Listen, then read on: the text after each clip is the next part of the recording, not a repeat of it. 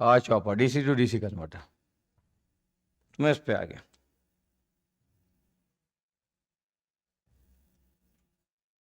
तो three phase rectifier के compare में इसमें आ गया।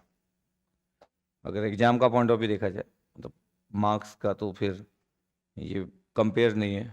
Marks wise three phase rectifier का वेटेज बहुत कम है। इंटरेस्टिंग है टॉपिक पढ़ने में बहुत, लेकिन फिर भी मेरे को लगा कि पहले मैं वो टॉपिक कवर कर लेता हूँ जिसमें मार्क्स वाइज आपके पास चीज़ें हो जाए, क्योंकि मेरा मेरा जो सीन है, जो शेड्यूल है, वो थोड़ा बहुत इधर उधर कभी कभी होने के चांसेस रहते हैं। तो पहले मैं वो चीज़ को पहले ही कवर कर लेता हूँ।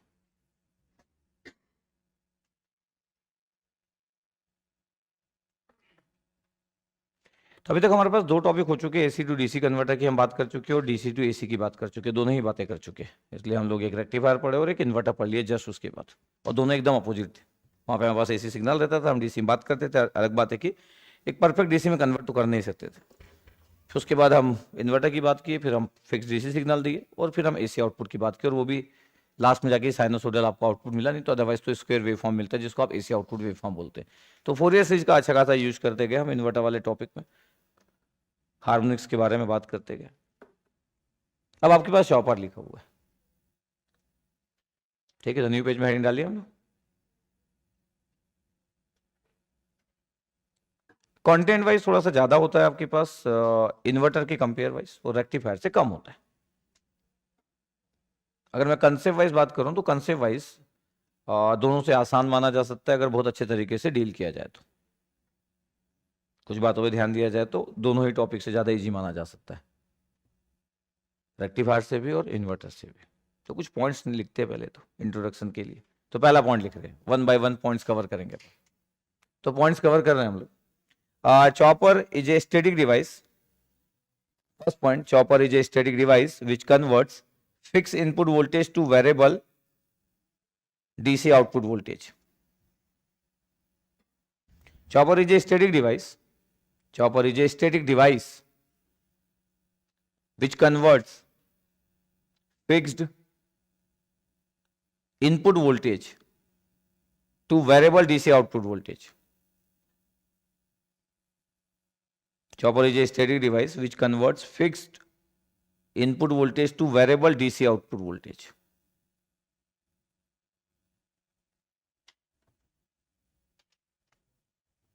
तो डीसी टू डीसी कन्वर्टर है, इसका मतलब है दोनों साइड ही डीसी रहने वाला है। आपके पास डीसी इनपुट होगा और डीसी आउटपुट होगा, ये, और हम बोल रहे हैं आपके पास डीसी टू डीसी कन्वर्टर है।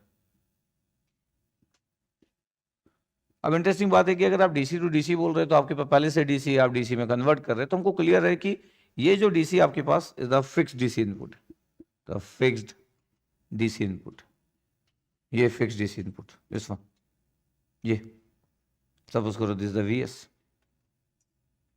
ये इज द फिक्स्ड डीसी। ये वैसे ही हो गया आपके पास। तो इन्वर्टर का इनपुट और चॉपर का जो इनपुट है वो सेम है। इन्वर्टर का इनपुट भी यही, चॉपर का भी इनपुट यही, फिक्स्ड डीसी वोल्टेज। बट जो चॉपर का जो आउटपुट होता है, जब आप वेरिएबल बोलते हो आपके पास, तो वेरिएबल में आपके पास ये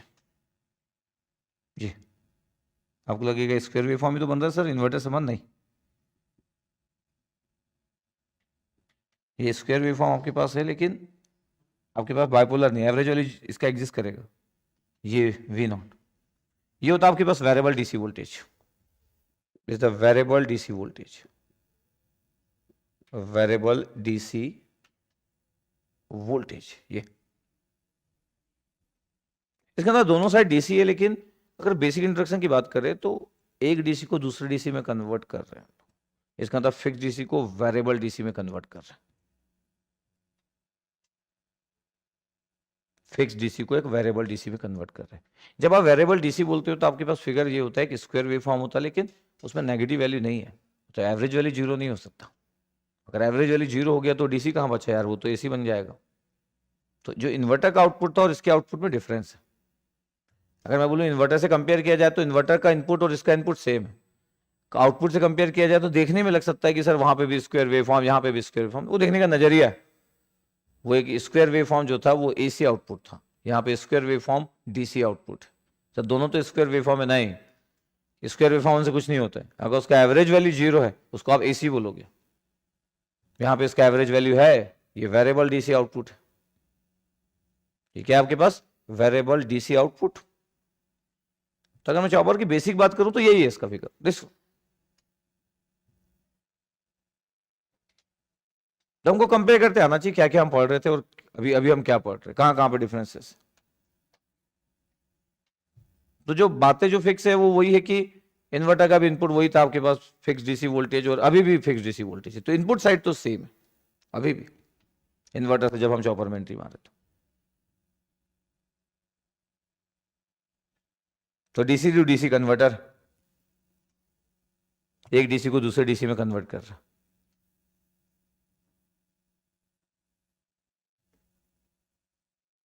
second point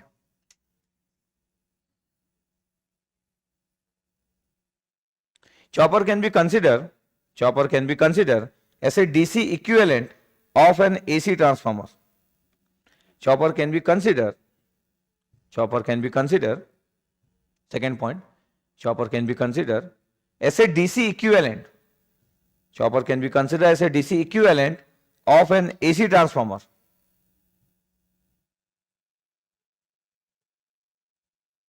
Chopper can be considered as a DC equivalent of an AC transformer. Chopper can be considered as a DC equivalent of an AC transformer. DC equivalent of an AC transformer. Second point जो लिखे, क्यों लिखे आपके पास देखिए ध्यान से। Second point जो लिखे बड़े सिंपल सेकेंड पॉइंट है कि जब आप एक ट्रांसफॉर्मर की बात करते हो, ये ट्रांसफॉर्मर आपके पास इस वन, ये टर्न रेशियो,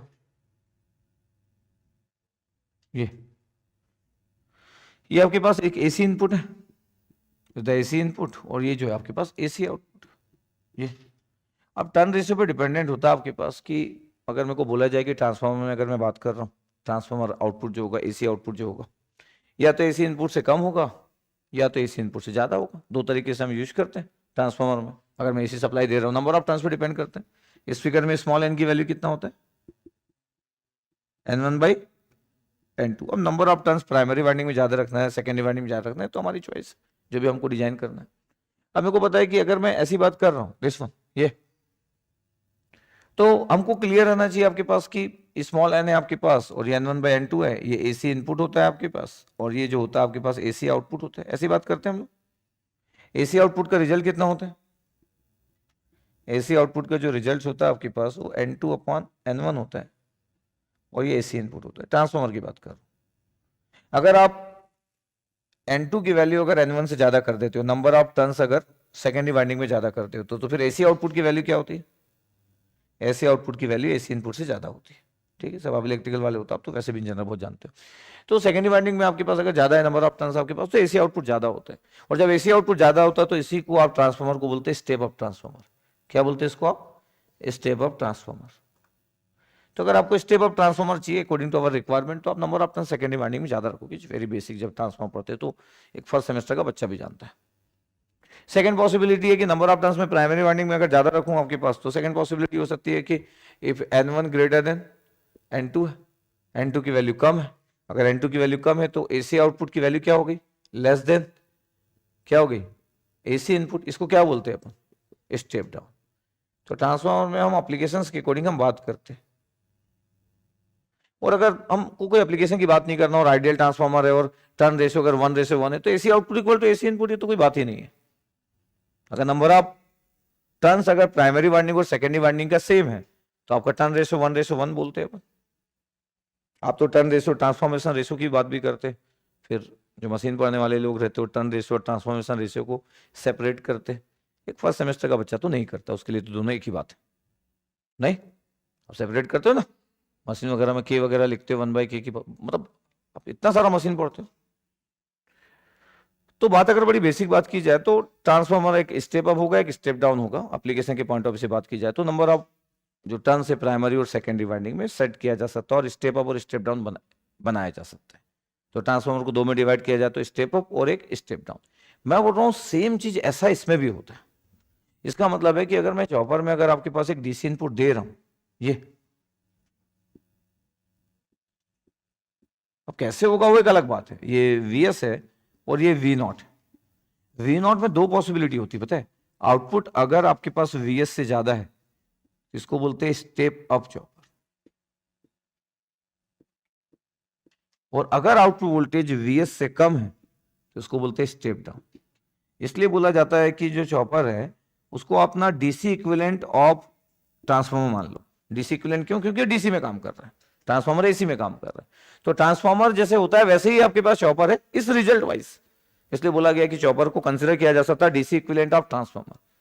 जिस तरीके से ट्रांसफार्मर के जो आउटपुट होते हैं दो तरीके से डिवाइड किए जा सकते हैं, स्टेप अप और स्टेप डाउन, वैसे ही चॉपर के भी जो आउटपुट है दो तरीके से डिवाइड किए जा सकते हैं, स्टेप अप चॉपर और स्टेप डाउन चॉपर। टर्मिनोलॉजी से क्लियर है। स्टेप अप मतलब ज्यादा आउटपुट वोल्टेज का मिलना, स्टेप डाउन मतलब कम आउटपुट का मिलना compare to input voltage. Is very simple.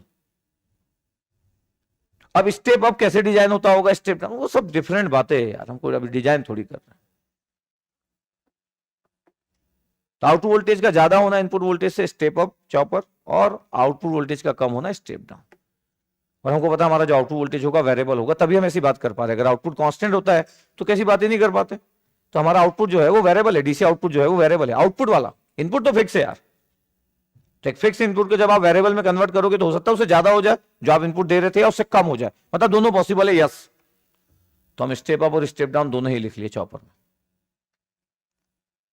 तो पहला मैं बोला आपके पास कि जो चॉपर होता है डीसी टू डीसी कन्वर्ट होता है। फिक्स डीसी इनपुट को एक वेरिएबल डीसी आउटपुट वोल्टेज में कन्वर्ट करते हैं। तो बेसिक फिगर आपको क्लियर रहना चाहिए कि क्या हुआ है। फिर डिजाइनिंग का पॉइंट ऑफ व्यू तो करेंगे अपन, उसमें तो कोई बात ही नहीं है।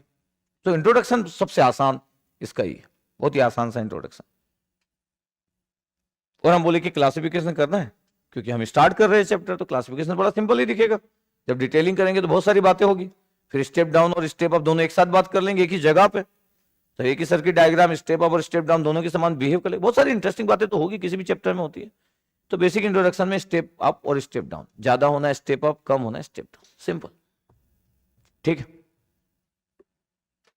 तो अगर अगर हम बोले तो कि सर दो टाइप के चॉपर होते, तो यस, स्टार्टिंग में तो दो ही टाइप के होते, स्टेप अप और step down.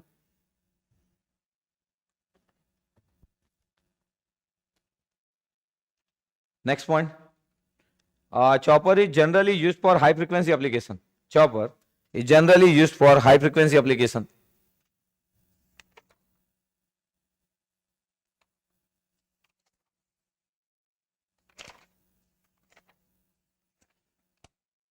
Chopper is generally used for high frequency application. Chopper is generally used for high frequency application.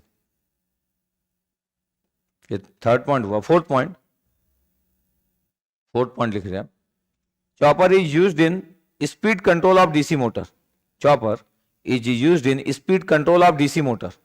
Speed control of DC motor.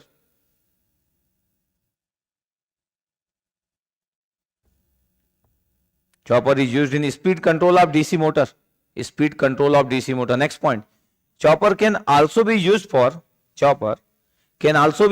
regenerative braking mode. Chopper can also be used for regenerative braking mode. Chopper can also be used for regenerative braking mode. Regenerative braking mode.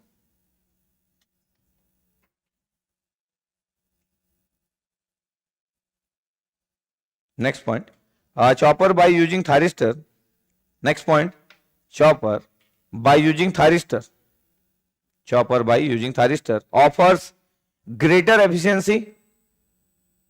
Chopper by using thyristor. अगर मैं chopper वगैरह design कर रहा हूं by using thyristor, तो क्या बोल रहे हैं हम? Chopper by using thyristor offers, क्या ऑफर कर रहा है? Greater efficiency, comma faster response, greater efficiency, comma faster response, comma lower maintenance, comma smaller size, and smooth control. So chopper by using thyristor offers greater efficiency, faster response, lower maintenance, smaller size, and smooth control. तो अगर मैं thyristor से design कर रहा हूं तो मेरे पास बहुत सारी पॉसिबिलिटी रहेगी कि एफिशिएंसी बहुत अच्छा मिलेगा, मेंटेनेंस आपके पास कम जरूरत पड़ेगी, smaller size, smooth control, response भी फास्ट होगा. Next point, the semiconductor devices used in the chopper circuit. The semiconductor devices. Next point, the semiconductor devices used in chopper circuit can be. The semiconductor devices used in the chopper circuit can be power BJT, power MOSFET.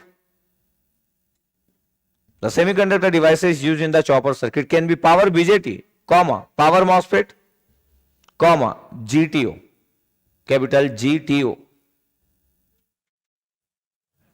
comma, IGBT, IGBT, capital letter IGBT, or forced commutated thyristor,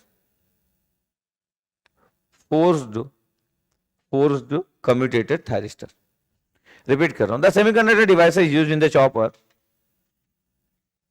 the semiconductor devices used in the chopper circuit can be power BJT, power MOSFET, GTO, IGBT, or forced commutated thyristor. The forced commutated thyristor. Next point. All semiconductor devices act as a switch in chopper circuit. All semiconductor devices. Next point. All semiconductor devices act as a switch. All semiconductor devices act as a switch in chopper circuit. All semiconductor devices act as a switch in chopper circuit.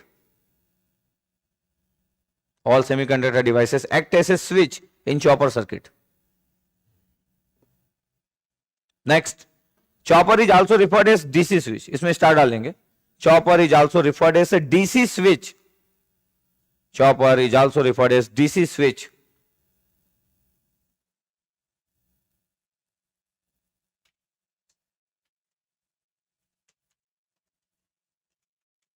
Chopper is also referred as the DC switch. DC switch.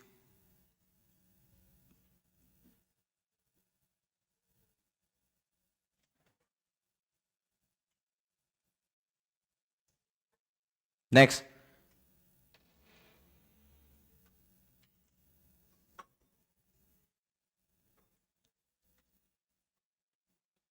For high frequency application, GTO is used in chopper. For high frequency application, GTO, capital letter GTO, is used in chopper. For high frequency application, GTO is used in chopper. For high frequency application, GTO is used in chopper. Next one, GTO is most suitable DC to DC converter. GTO is most suitable DC to DC converter. GTO is most suitable DC to DC converter because it does not require any commutation circuitry.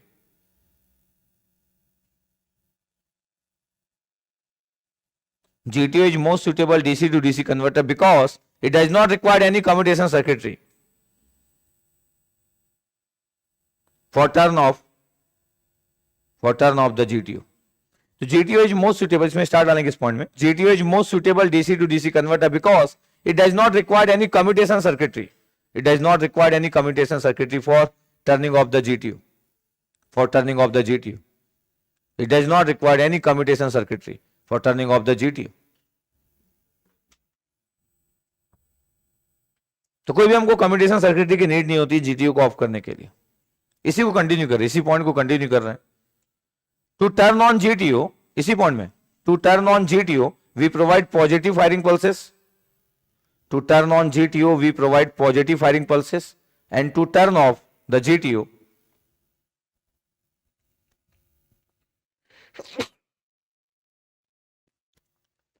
to turn on GTO we provide positive firing pulses and to turn off the GTO we provide negative firing pulses. To turn on GTO we provide positive firing pulses and to turn off the GTO we provide negative firing pulses. We provide negative firing pulses.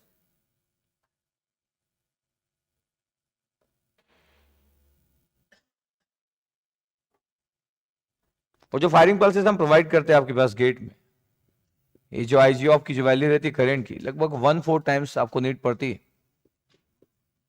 IG on के compare में। तो अगर IG on की value अगर आपके पास ये 20 ampere,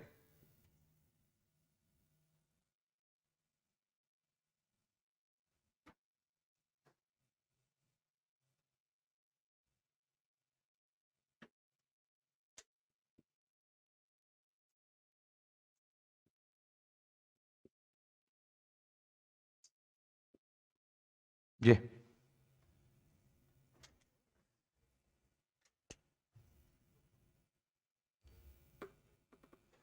तो हम बोल रहे कि जो हमारा जीटीओ रहता है उसमें आपको टर्न ऑन करना है तो हम पॉजिटिव फायरिंग पल्सेस देते हैं, टर्न ऑफ करना आपके पास तो नेगेटिव फायरिंग पल्सेस देते हैं।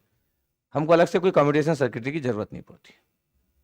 तो मोस्ट सुटेबल जो आपके पास डिवाइस होता है डीसी टू डीसी कन्वर्टर का, वो जीटीओ होता है। एक टर्न ऑन के लिए 20 एम्पियर है, टर्न ऑफ के लिए देखो मैं -5 एम्पियर लिखा हूं।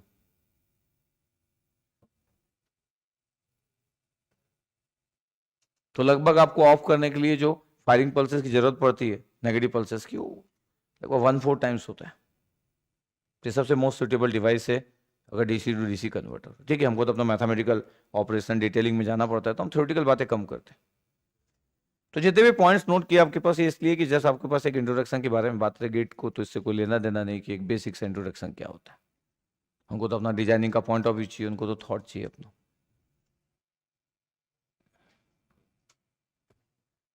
कितना हुआ वापस लिख लिया हम लोग, तो उतना इंट्रोडक्शन का पार्ट। नेक्स्ट हेडिंग डाल रहे हैं आइडियल स्टेप डाउन चॉपर। ये आइडियल स्टेप डाउन चॉपर, क्या हमारा हेडिंग हुआ? Ideal step down chopper. एक आइडियल स्टेप डाउन चॉपर हम ले रहे हैं, ये स्विच ले लेता हूं मैं।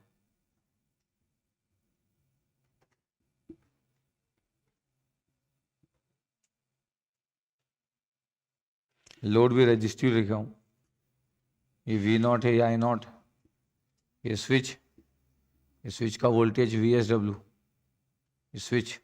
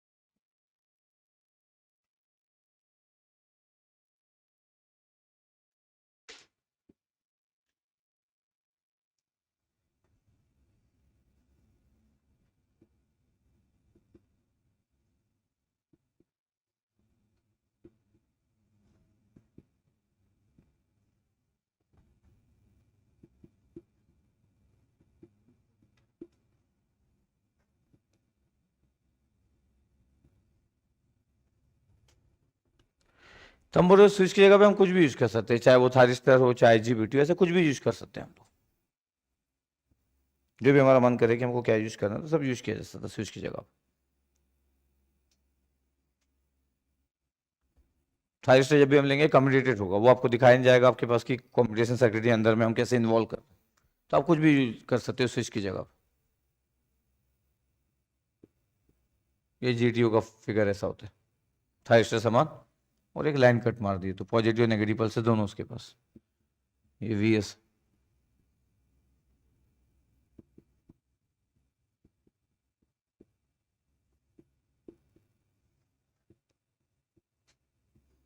ये तो हम ये डील करने वाले।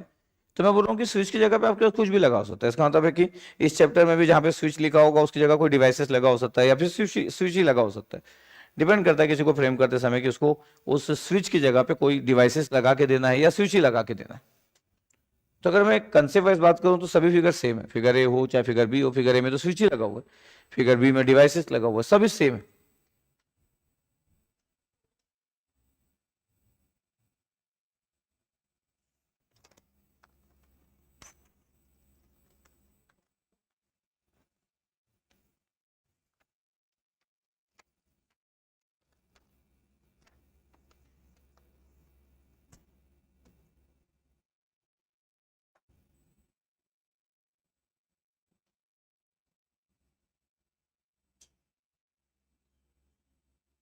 सब रजिस्ट्री लोड लिए और बहुत ही आइडियल स्टेप डाउन चॉपर लिखा हूं।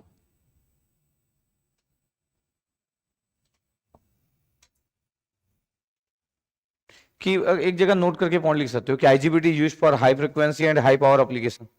IGBT used for high frequency and high power. IGBT is used for high frequency and high power application. IGBT is used for high frequency and high power application. IGBT is used for high frequency and high power application. IGBT is used for high frequency and high power application.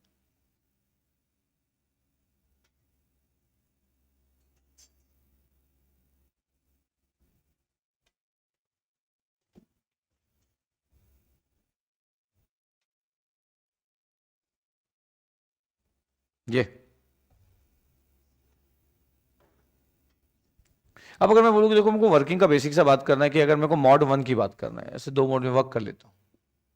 Mod 1 बोल रहा हूँ कि 0 से लेकर T on है, और जो switch है आपके पास, स्विच वो ऑन है, स्विच ऑन है। अगर स्विच ऑन है, ये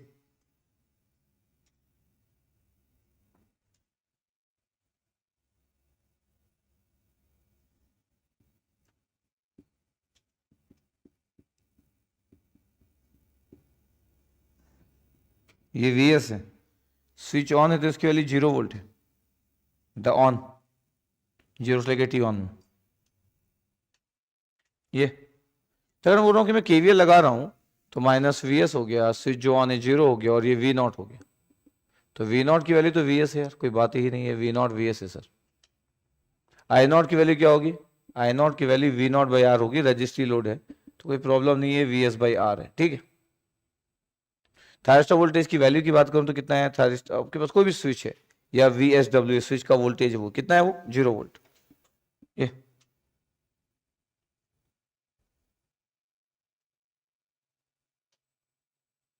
इतना ही होगा।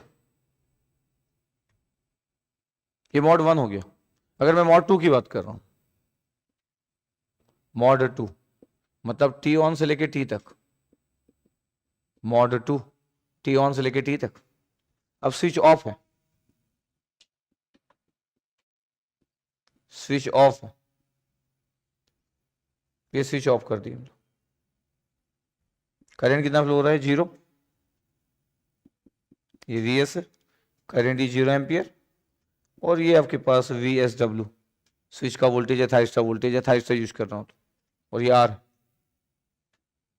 ये V0। ये क्या आ गया आपके पास? करंट 0 फ्लो हो रहा, तो V0 की वैल्यू कितना है? 0 वोल्ट। अगर मैं KVL लगा रहा हूं तो -VS होगा, और ये स्विच का वोल्टेज हुआ और आउटपुट 0 वोल्ट हो गया। तो स्विच के वोल्टेज की वैल्यू कितना हो गया? V के बराबर, VS के बराबर। ये इसका मतलब है कि अगर मैं बोलूं कि देखो आपके पास ये VS है, कांस्टेंट वोल्टेज अगर मैं दे रहा हूं, ये VS है, द कैपिटल VS, ये सोर्स वोल्टेज की वैल्यू,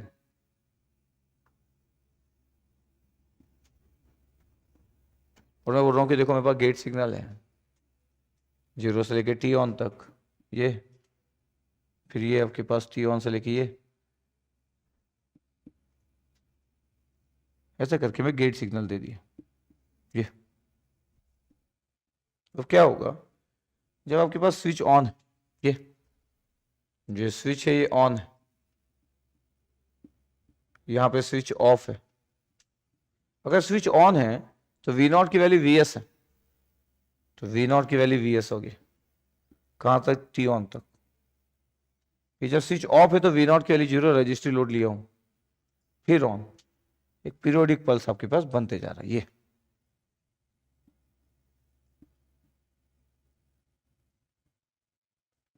ये is a figure V not.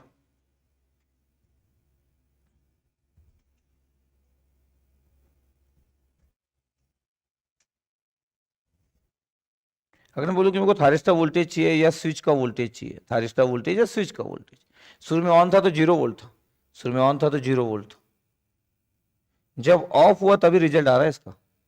जब ये ऑफ हुआ, ऑफ में VSW की वैल्यू VS है, ये VS है, ये 0 था, ये T ऑन था, और ये T था, ये भी पीरियोडिक बन जा रहा है दिस वन। तो ये आपके पास स्विच का वोल्टेज है, आउटपुट का वोल्टेज है, ये गेट सिग्नल आपके पास दे दिया। सपोज करो कि फायरिंग पल्सेस आप प्रोवाइड कर रहेगा, थारिस्टर या GT हो, जिसमें भी। ये जब भी आपके पास आउटपुट वोल्टेज होता है तो आउटपुट करंट की वैल्यू आपको इसलिए पता होती है क्योंकि लोड में जो है वो रेजिस्टेंस है। जब भी आपके पास रजिस्टिव एलिमेंट्स होगा तो दोनों के बीच का एंगल 0 होता है। रजिस्ट्री जब भी लोड होता है आपके पास, अगर मैं I0 की बात करूं तो डिफरेंस इतना ही होता है कि सिर्फ डिवाइड बाय R आ जाएगा, बाकी वैल्यू सेम रहेगी। ये that means VS by R, ये T ऑन है, ये T है, इस वन इतना लोड करंट। तो मैं बोलूं तो बहुत ही आसान सी बात कर रहे हैं हम लोग कि यार एक स्विच लगा है, एक लोड है और एक इनपुट है। ये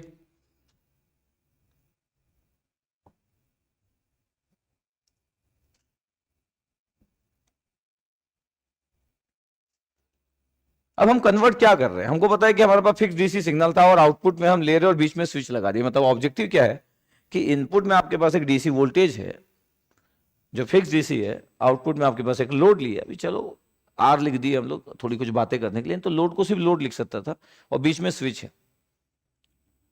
अब चॉइस मेरी है, मैकेनिज्म जो है वो मेरा है कि मेरे को T ऑन कितनी देर के लिए रखना है और बाकी फिर ऑफ कितनी देर के लिए रखना है, फिर ऑन। पीरियोडिकली मैं स्विच को मैनेज कर रहा हूं, तो पीरियोडिकली आउटपुट के वोल्टेजेस आ रहे हैं और आपके पास पीरियोडिक आपके पास आउटपुट वोल्टेज आ गया, आउटपुट करंट पीरियोडिक आ गया। देख सकते हो आपके पास जो फायरिंग पल्सेस है उसको मैं कितने देर के लिए ऑन देना चाहता हूं और ऑफ कम देर के लिए देना चाहता हूं, ऑन ज्यादा देर के लिए देना चाहता हूं, तो आउटपुट वोल्टेज में ज्यादा देर के लिए VS होगा। अगर मैं ऑफ ज्यादा देर के लिए रखता हूं तो आउटपुट में ज्यादा देर के लिए 0 होगा। ये रिजल्ट। तो जो स्विचिंग मैकेनिज्म है वो मेरे पे डिपेंडेंट है कि T ऑन की वैल्यू कितनी है, उसकी बात नहीं कर रहे अपन। तो ऑन टाइम तक आपके पास हम फायरिंग पल्सेस दे रहे थे।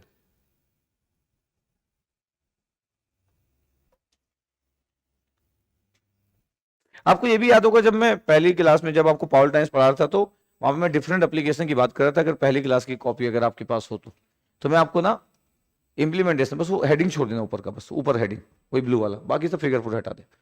तो पहली बार जब मैं पावर टाइम्स की पहली क्लास की बात करूँ, 2-2.5 घंटे की जो क्लासेस लिया था, अगर आप देखोगे ना तो वहां पे मुश्किल से 5 मिनट के बारे में बात किया था और बड़ा अच्छा बात किया था 5 मिनट्स में। अलग बात है उस जमाने में अपन चॉपर की बात तो नहीं करते थे, बट फिर भी इंट्रोडक्शन में 5 मिनट्स की बात किया था कि अगर मैं फिक्स वोल्टेज को अगर मैं वेरिएबल आउटपुट वोल्टेज में कन्वर्ट करने वाला हूं तो मैं एक रजिस्ट्री नेटवर्क भी ले सकता हूं और वोल्टेज डिवाइडर रूल लगा के 2 रेजिस्टेंस लिया था। फिर बोला था यार देखो प्रॉब्लम क्या रेजिस्टेंस के साथ कि उसमें जो पावर लॉस होगा, देखो ध्यान से देखो वहां पे होगा, मेरे को लगता है होना चाहिए। फिर मैं बोला कि अगर मैं रेजिस्टेंस को हटा के अगर स्विच बना दूं तो अगर मैं आइडियल स्विच लूंगा तो पावर लॉसेस नहीं होगा, चाहे कंडक्शन हो चाहे फिर ब्लॉकिंग हो, तो जो लॉसेस होंगे वो 0 होंगे। अगर आपको याद हो तो लॉसेस जो होंगे वो 0 होंगे। पहली क्लास की बात होगी, मेरे को ऐसा लगता है। फर्स्ट क्लास में था क्या कि दूसरी क्लास में था?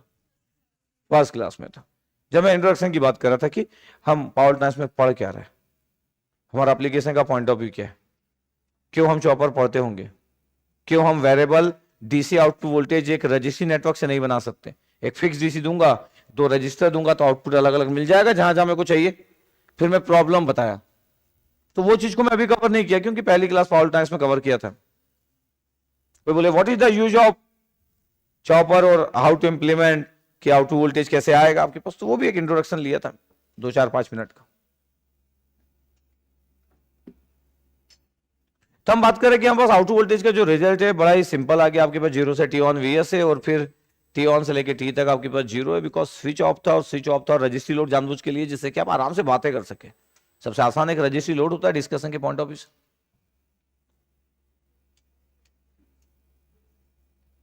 और सब आपके पास पीरियोडिक वेव फॉर्म बन रहा है, स्क्वायर वेव फॉर्म बन रहा है, उसमें भी नेगेटिव पोर्शन नहीं आएगा। इसका मतलब एक सर कि इस वाले चैप्टर में आपको आउटपुट वोल्टेज की वैल्यू नेगेटिव देखने को नहीं मिलेगी। अभी तक तो हाँ, अभी तक तो बिल्कुल हाँ। चलो हेडिंग डालते हैं आउटपुट परफॉर्मेंस पैरामीटर। जब हम आउटपुट से बना लिए तो परफॉर्मेंस की बात कर लेते। Output performance parameter, output performance parameter की बात कर रहा हूं।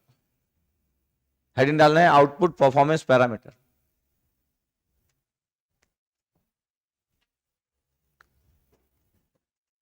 आउटपुट परफॉर्मेंस पैरामीटर,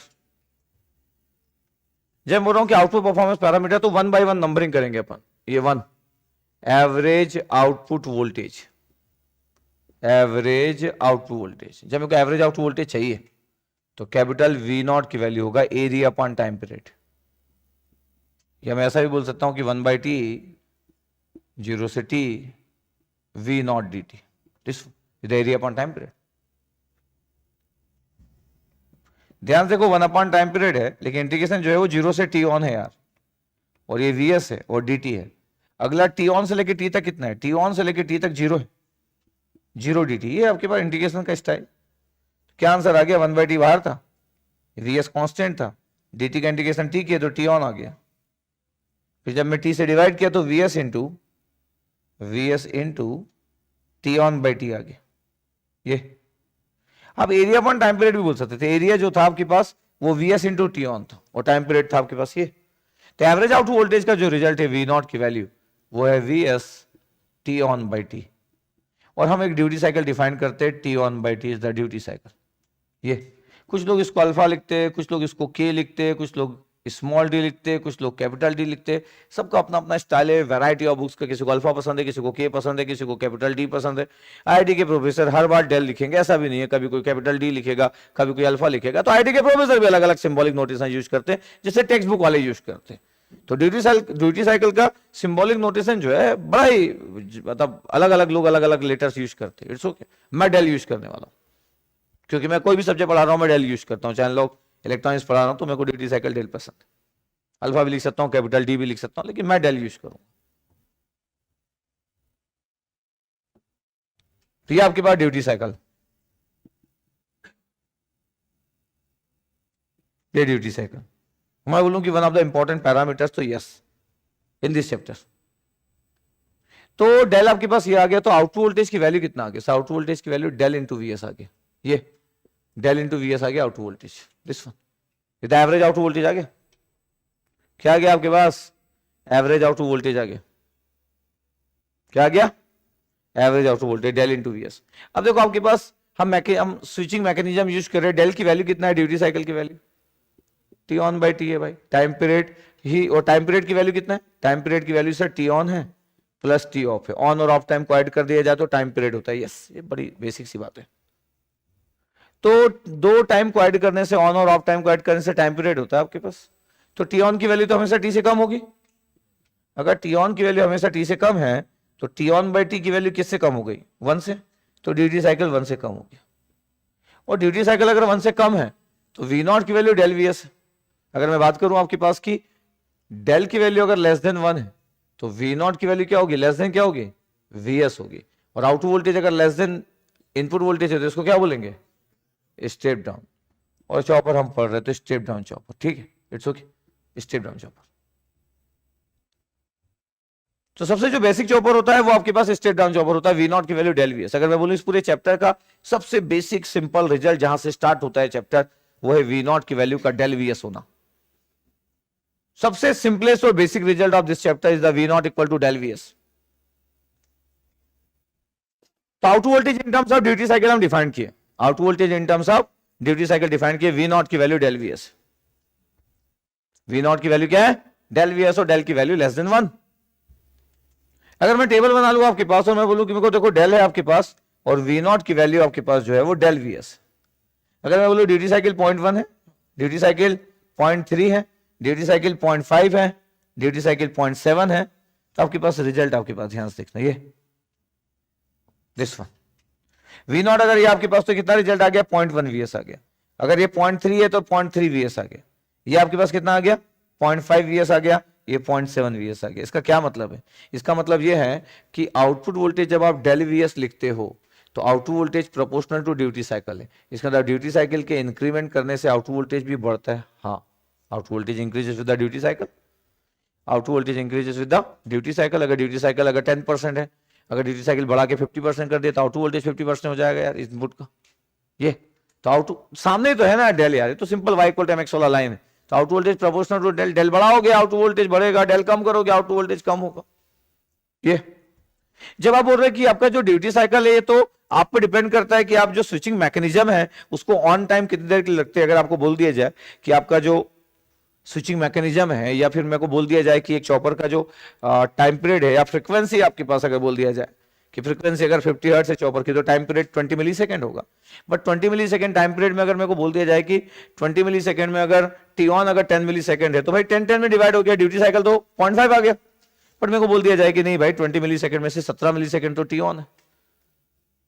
17 मिली सेकेंड कितना है? टी ऑन है। तो 17 मिली सेकेंड अपॉन 20 मिली सेकेंड आप करोगे जब जाके ड्यूटी साइकिल आएगा।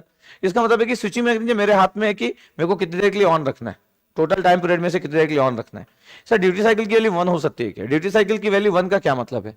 ड्यूटी साइकिल इक्वल टू 1 का क्या मतलब है? ड्यूटी साइकिल 1 का मतलब है कि टी ऑन बाई टी की वैल्यू 1 है, और टी ऑन बाई टी की वैल्यू 1 है। इसका मतलब है कि T on equal to T है। इसका मतलब है कि टी ऑफ की वैल्यू 0 है तो कभी आपके पास ऑफ ही नहीं हुआ स्विच, तो स्विच मतलब ऑलवेज ऑन। ये ऑलवेज ऑन हो गया आपके पास, ये ऑलवेज। जब ये ऑलवेज ऑन हुआ तो ये आउटपुट वोल्टेज फिर वेरिएबल नहीं हुआ, आउटपुट वोल्टेज तो वीएस ही हो गया। अगर स्विच हमेशा के लिए ऑन है तो input is equal to output. अरे बीच में तो स्विच लगा था, स्विच इज ऑलवेज ऑन तो V not equal to VS, तो फिक्स इनपुट भी और आउटपुट भी फिक्स है, तो वेरिएबल आउटपुट नहीं हुआ फिर।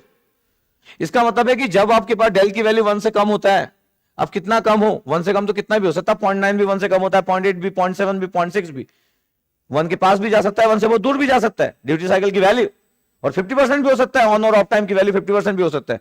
तो डेल की वैल्यू लेस देन 1 है तो आउटपुट वोल्टेज की वैल्यू में क्या बोला कितना है? Less than VS. ये जब आप आउटपुट वोल्टेज बोलते हैं कि डेल वीएस है, आउटपुट वोल्टेज क्या बोलते हो कि डेल वीएस है, इसका मतलब है कि आउटपुट वोल्टेज जो है वो फंक्शन ऑफ डेल है यार। और आउटपुट वोल्टेज अगर फंक्शन ऑफ डेल है तो जो आउटपुट वोल्टेज है वेरिएबल डीसी आउटपुट है। इसका मतलब है कि वेरिएबल डीसी आउटपुट है ये वेरिएबल डीसी आउटपुट। तो आप बोलते हो कि एक स्टेप डाउन चॉपर, अभी हम यही चालू किए, एक स्टेप डाउन चॉपर जिसमें कि वैल्यू जो है वो इनपुट से ज्यादा नहीं हो सकता है। तो सर आप वीएस दे रहे थे और आपको आउटपुट डेल वीएस मिल रहा था जिसको आप वी नॉट बोल रहे थे, तो ये फिक्स्ड डीसी था, ये फिक्स्ड डीसी था। और ये जो आउटपुट है क्या है? वेरिएबल डीसी आउटपुट है ये।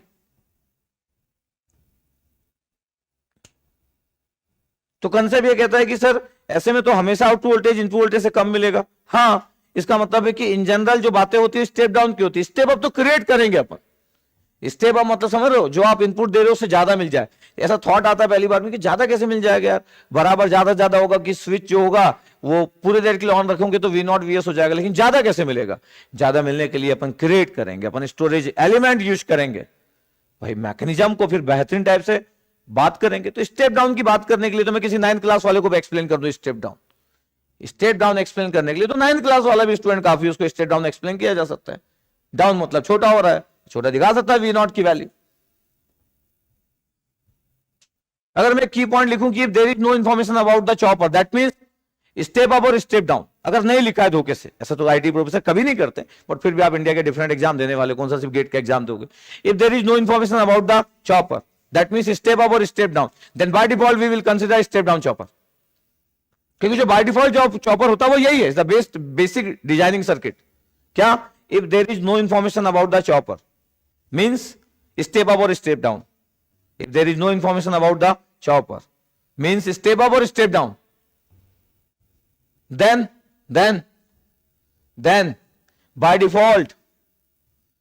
by default we will consider step down chopper, then by default we will consider step down chopper।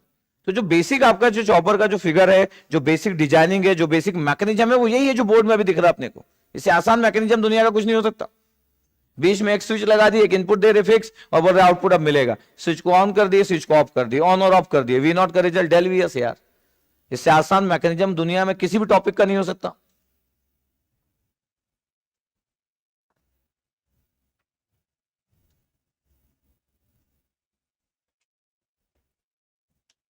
तो पहले हम लोग को क्लियर होना चाहिए कि इधर फिक्स डीसी और वेरिएबल डीसी, ये क्लियर होना चाहिए अपने को, ये क्लियर होना चाहिए।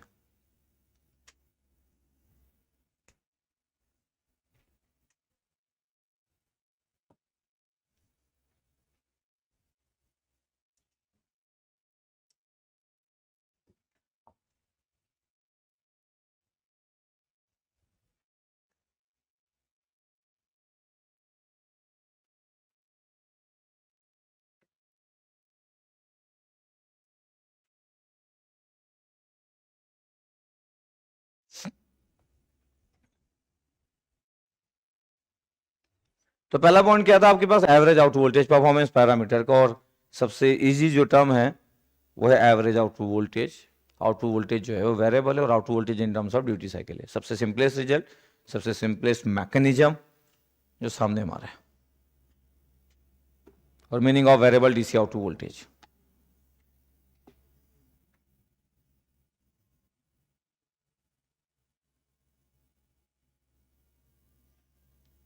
तो वो जगह जरूरत पड़ती है कि एक फिक्स डीसी को वेरिएबल डीसी में आप यूज कर सको। पावर बैंक में आपके पास अगर आप पावर बैंक को आप चार्ज कर लिए, एसी को फिर डीसी में कन्वर्ट कर लिया, पावर बैंक में स्टोरेज हो गया एकदम फिक्स डीसी। अब पावर बैंक को आप अलग अलग जगह पे यूज कर रहे हैं, अगर डिपेंड करता है कि एक पावर बैंक से अगर मोबाइल फोन चार्ज कर रहे हो, दूसरी चीज चार्ज कर रहे हो, और अलग अलग डीसी पे वो वर्क कर रहा है, तो आपके पास वेरिएबल डीसी आपके पास आप कनेक्ट कर दिए, जो जो आपके पास लोड की रिक्वायरमेंट होगी, और उस फिक्स डीसी को वेरिएबल डीसी में वो कन्वर्ट कर देता है आपके पास एक पावर बैंक, और आप अलग अलग लोड की रिक्वायरमेंट के अकॉर्डिंग अलग अलग यूज करते हैं। तो मेनी एप्लीकेशंस आर देयर कि क्यों हमको जरूरत पड़ती है एक वेरिएबल डीसी की। एक वेरिएबल डीसी की जरूरत क्यों पड़ती है, इट्स वेरी वेरी इंपॉर्टेंट कि फिक्स डीसी से वेरिएबल डीसी क्यों चाहिए, लोड की रिक्वायरमेंट।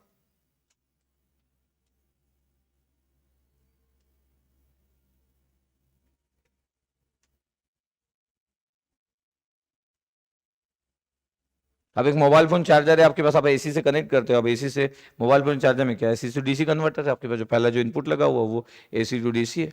लेकिन जो मोबाइल फोन है आपके पास, जो है उसको वेरिएबल जो डीसी वोल्टेज चाहिए 5 वोल्ट के आसपास, तो जो आउटपुट से जो आपके पास कनेक्टेड है आपके पास, वो वहां पे आपके पास चॉपर भी बोल सकते हो आप। अगर मैं कन्वर्ट कर दिया कॉन्स्टेंट में ज्यादा वोल्टेज में कन्वर्ट कर दिया अगर फिक्स डीसी में, उसके बाद मेरे को जिसमें ऑपरेट करना है, उस ऑपरेशन के लिए जितना के नीड है आपके पास, वो चॉपर टू आपके पास रिजल्ट कन्वर्ट हो गया fix DC two variable DC. तो जितने भी इलेक्ट्रॉनिक डिवाइसेस, जितनी भी सर्किटरी है पावर इलेक्ट्रॉनिक्स की, सब हमारे एप्लीकेशन और लोड की रिक्वायरमेंट पे बेस्ड है कि हम चाहते क्या है, तो हमको पता रहना चाहिए। ऐसा नहीं हो सकता कि फिक्स डीसी आपके पास और आपकी जो लोड की रिक्वायरमेंट 5 वोल्ट का, और आपके पास एक 100 वोल्ट डीसी है और 100 वोल्ट डीसी को डायरेक्ट आप कनेक्ट कर दिए। ठीक है, तो मैथ्स वाइज तो कुछ दिखता नहीं आपके पास कि 100 था, आप सीधे ही 5 वोल्ट चाहिए था, कनेक्ट कर दिया आप। अब हाई डीसी वोल्टेज आप दे दोगे तो क्या हो जाएगा, तो फिर variety of points are there. तो हमारे लोड की रिक्वायरमेंट बहुत ही इंपॉर्टेंट है कि हमको क्या चाहिए, क्या कन्वर्जन है। ठीक है, बट जब हम एक कॉम्पिटिटिव एग्जाम की प्रिपरेशन करते हैं तो थ्योरेटिकल बातों से ज्यादा हम मैथ्स में ज्यादा बिलीव करते हैं। ठीक है, तो पहला आपके पास जो था वो एवरेज आउटपुट वोल्टेज था। पहले क्या था हमारे पास, एवरेज आउटपुट वोल्टेज, जिसका रिजल्ट कितना है, डेल वी एस।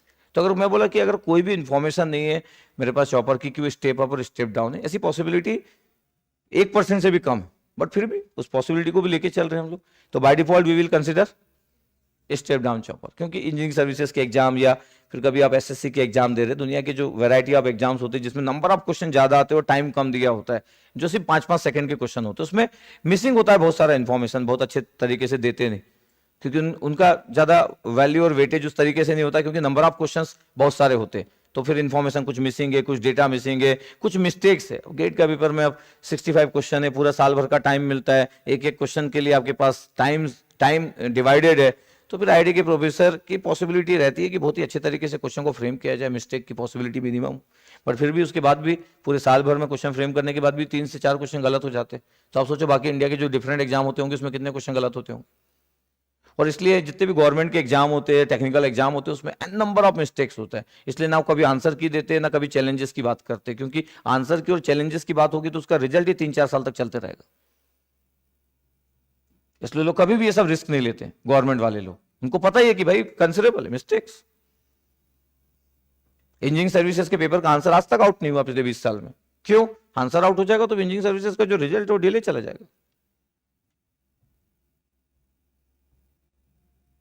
4 में से एक भी ऑप्शन सही नहीं मिल रहा है, फिर कुछ ना कुछ तो लेना पड़ेगा। ऐसा हो रहा है बोला सालों से, बट ठीक है, इट्स ओके। उसके बाद फिर जितने भी लोग एग्जाम दे रहे हैं उसमें से जो स्मार्ट होगा, जो ज्यादा स्कोर कर लेगा, उसको कन्वर्ट हो जाएगा रिजल्ट में। बाकी उसमें मिस्टेक तो बहुत ज्यादा है। तो मैं जब भी ऐसी कोई बातें लिखवाता हूँ, इसका मतलब है कि ये बातें हो सकता है गेट के लिए परफेक्ट ना हो, क्योंकि आईआईटी के प्रोफेसर थोड़ा स्टेटमेंट का केयर करते हैं और गुड वे में केयर करते हैं, बट बाकी एग्जाम वाले कभी भी केयर नहीं करते। सिंपल लिखेंगे आपके पास एक लाइन, आधी information missing, find, without information find, ठीक है। तो जैसे आपको क्लियर है कि हमको बेसिक आइडिया रहना चाहिए, ठीक है। पहला पैरामीटर था आपके पास एवरेज आउटपुट वोल्टेज। जब मैं एवरेज आउटपुट वोल्टेज बोली दी आपके पास, रिजल्ट तो बड़ा सिंपल है। तो एवरेज आउटपुट करंट की बात कर सकता हूं मैं। एवरेज आउटपुट करंट की अगर मेरे को बात करना है तो रजिस्ट्री लोड है, कोई बात ही नहीं है। वो ऊपर का हेडिंग छोड़ दें, बाकी पूरा हटा दें, वो हेडिंग छोड़ दें, यहां से पूरा हटा। एवरेज आउटपुट करंट कितना हो गया? एवरेज आउटपुट करंट की अगर मैं बात करूं तो सर एवरेज आउटपुट करंट जो हो गया, average output voltage divide by R हो गया, वेरी सिंपल। एवरेज आउटपुट जो है आपके पास, एवरेज आउटपुट करंट की जो वैल्यू होगी हमारे पास, वो कितना हो गया? Average output voltage divide by R. तो डिवाइड बाय आर हो गया आपके पास, del V S divide by R आ गया, तो एवरेज आउटपुट करंट की वैल्यू हो गई। तो परफॉर्मेंस की अगर मैं बात कर रहा हूं तो एवरेज आउटपुट करंट,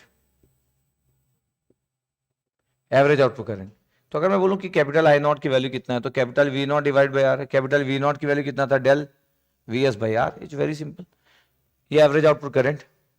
इसमें एक इंटरेस्टिंग चीज होती है कि अगर मैं बोल दूं कि मेरे को एवरेज सोर्स करंट चाहिए, एवरेज सोर्स करंट और average switch current, average switch current, ये बेसिक टर्म्स होते हैं, लेकिन बड़े इंपॉर्टेंट हो जाते हैं सब बेसिक चीजें।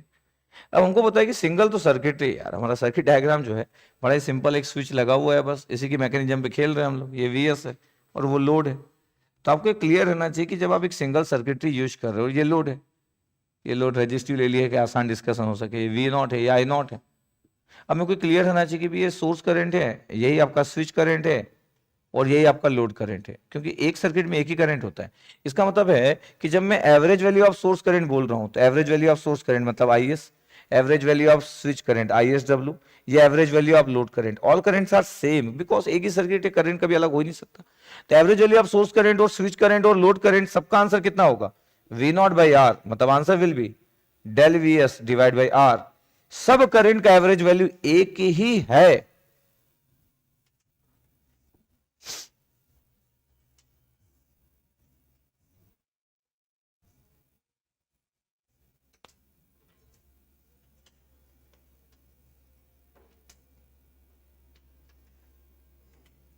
All currents are same.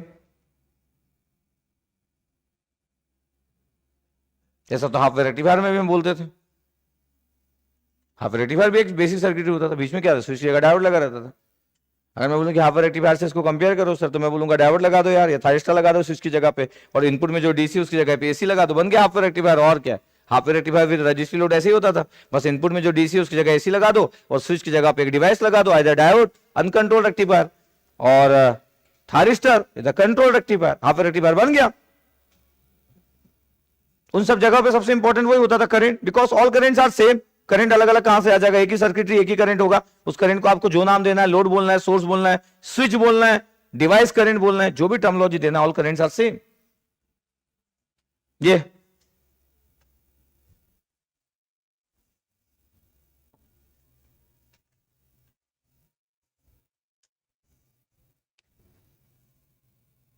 Fourth अगर मैं बोल रहा हूं, आरएमएस आउटपुट वोल्टेज। अब आरएमएस आउटपुट वोल्टेज बोल रहा हूं, तो मैं बोल रहा हूं देखो आपके पास वी नॉट की वैल्यू कितना है? ये वीएस है और ये टी ऑन है, और टी ऑन से लेके टी मतलब जो ऑफ वाला टाइम होता है उसमें जीरो है, बस यही तो रिजल्ट है। वीएस है, ये जीरो, और ये वी नॉट था आपके पास, ठीक है। ये अगर मैं आरएमएस की बात करूं और मेरे को अगर आराम से लिखना है कि वी और लिखना है सर, तो सिंपल मैथ अप्लाई कर लेता हूँ। 1/t है, इंटीग्रेशन कितना होगा? जीरो से टी ऑन, क्योंकि अगला इंटीग्रेशन तो जीरो है, और वी एस का स्क्वायर, तो V S square D T. तो मैं बोल रहा हूँ कि देखो रिजल्ट कितना हो गया? V S square divide by T है, इंटीग्रेशन किया डी टी का तो टी आ गया, और इंटीग्रेशन का लिमिट पुट किया तो टी ऑन माइनस जीरो आ गया। वी एस आ गया आपके पास, और अंडर रूट में कितना आ गया? टी ऑन बाई टी आ गया। यही वाला रिजल्ट मैं बहुत बार यूज करता हूँ, V S under root del, यही वाला result is R M S value. जब आप ऐसी बातें करते हो जिसमें कि ऐसे पल्स बनते हैं आपके पास, तो मैं ऐसी बातें करता हूँ V S under root del. इस रिजल्ट को लिखा भी था, लेकिन मैं बोला कि ठीक है आप नहीं जानते हो तो क्यों यूज करोगे, नॉर्मल यूज करो। याद होगा ऐसा मैं बहुत बार बोला भी हूँ। एक्चुअली ये रिजल्ट आपके पास with RMS value, RMS output voltage.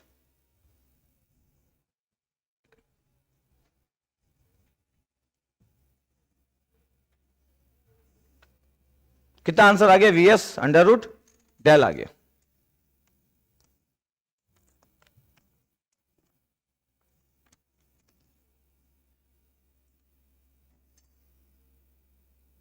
We S under root del आ गया, ये RMS value of the output voltage.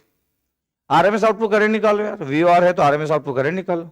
RMS output current कितना होगा, कितने पैरामीटर हो गए, 4 हो गए ना, 5। तो आरएमएस आउटपुट करंट, तो आपको पता है ये एक अच्छी बात है कि रजिस्ट्री लोड में कोई प्रॉब्लम होती नहीं यार। सबसे आसान तो रजिस्ट्री लोड होता है, वी आर बाई आर हो गया। कितना था, V S under root del divide by R, is very simple. ये आरएमएस आउटपुट करें। अगर मैं बोलूं कि पावर डिलीवर टू लोड कितना होगा, power deliver to load, power deliver to load, ये पावर डिलीवर टू लोड कितना होगा, तो सर पावर डिलीवर टू जो लोड आपको निकालना है VOR IOR, बस क्यों cos phi L की वैल्यू 1 यार, load power factor 1, resistive load है तो VOR IOR वॉट। क्या हो गया पावर डिलीवर टू लोड आपके पास, पावर डिलीवर टू लोड कितना हो गया VOR IOR, ये दोनों रिजल्ट यहीं पे अभी। और इसको आप अलग अलग तरीके से लिख सकते हो, रजिस्ट्री लोड है, आप इसको दोनों को लिख सकते हो। आप इसको ऐसा भी लिख सकते हो कि VOR का स्क्वायर बाई आर, हाँ रजिस्ट्री लोड है, और IOR का स्क्वायर इनटू आर। तीनों तरीके से इसलिए लिखा जा सकता है क्योंकि रजिस्ट्री लोड है और ये रिलेशनशिप ओम्स लॉ हमेशा वैलिड होता है। हमारी चॉइस, आंसर सब में एक ही आएगा, चाहे वोल्टेज इंटू करंट करो, चाहे करंट का स्क्वायर इंटू आर करो, चाहे वोल्टेज का स्क्वायर डिवाइड बाई आर करो। तो पावर डिलीवर टू जो लोड है आपके पास, तीनों में आंसर सेम आएगा। दोनों का मल्टीप्लाई कर दियो तो कितना हो गया, वी एस स्क्वायर, ये डेल आ गया आपके पास, इतना आ गया डिवाइड बाई कितना आ गया आर, ये आपके पास वॉट, ये पावर डिलीवर टू लोड आ गया। ये अब हमारे पास इनपुट में जो है वो सोर्स है, डीसी सोर्स है, क्योंकि हम डीसी टू डीसी पढ़ रहे हैं। अगर मैं इनपुट पावर की बात करूं, हाँ इनपुट पावर की बात कर रहा हूं, तो पी इनपुट, जब आपके पास सोर्स ही आपके पास वीएस है तो ये आईएस ही होगा आपके पास। ये वीएस आपके पास डीसी है तो आईएस भी आपके पास डीसी होना चाहिए। इसका मतलब है कि जो आईएस है आपके पास is the average value of source current, average value of source current, ये वीएस इंटू आईएस। अब ये आपके पास वीएस हो गया, ये वीएस हो गया, और आईएस की वैल्यू अगर मैं बात करूं कि आईएस की वैल्यू कितना है, तो आईएस की वैल्यू जो है आपके पास average value of the source current की वैल्यू कितना था, डेल वीएस बाई आर। पता आंसर कितना है, VS square del by R कितना है, देखो ध्यान से, अरे है ना भाई, देखो ना। अब एक इंटरेस्टिंग चीज देखो, पावर डिलीवर टू लोड और input power same, input power is equal to power deliver to load. क्या आपके पास VS square del by R is equal to कितना है, VS square del by are.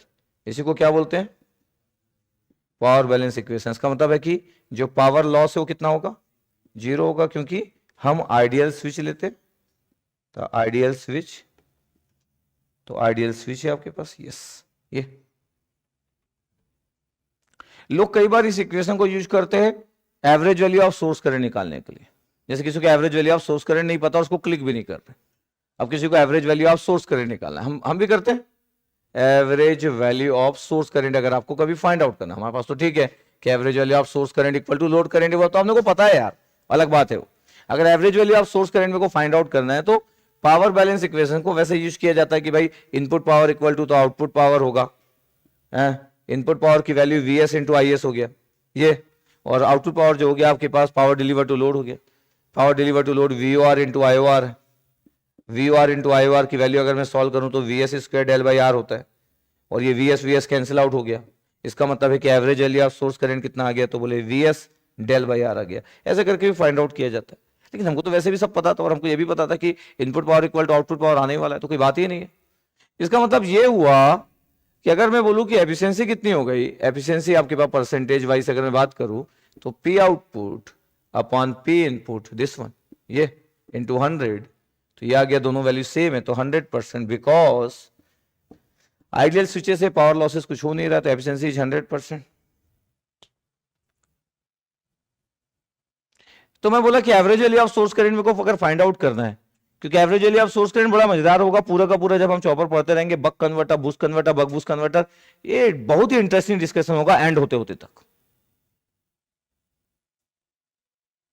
तो मैं पहले भी बोल चुका हूं कि जब से मैं पावर टाइम्स पढ़ा रहा हूं, जब भी मैं इसको लिखूं उसको बहुत अच्छे से आपको वहां लिखना है, चाहे कोई भी चैप्टर, कोई भी टॉपिक, कहीं पे भी डिस्कशन हो रहा है, और कॉपी जब आप अगर पलट रहे हो तो रुक जाना है उस जगह, पावर बैलेंस इक्वेशन पे, चाहे टॉपिक कुछ भी हो, इज ऑलवेज इंपॉर्टेंट। अगर मैं पूरे पावर टाइम्स का सिंगल इक्वेशन की बात करूं तो the most important equation is the power balance equation. तो ये तो अभी हम प्रूव भी कर दिए कि यार देखो, इनपुट पावर जो है और पावर डिलीवर टू लोड है, बोथ आर सेम, और सेम होना चाहिए क्योंकि पावर लॉस तो है नहीं भाई।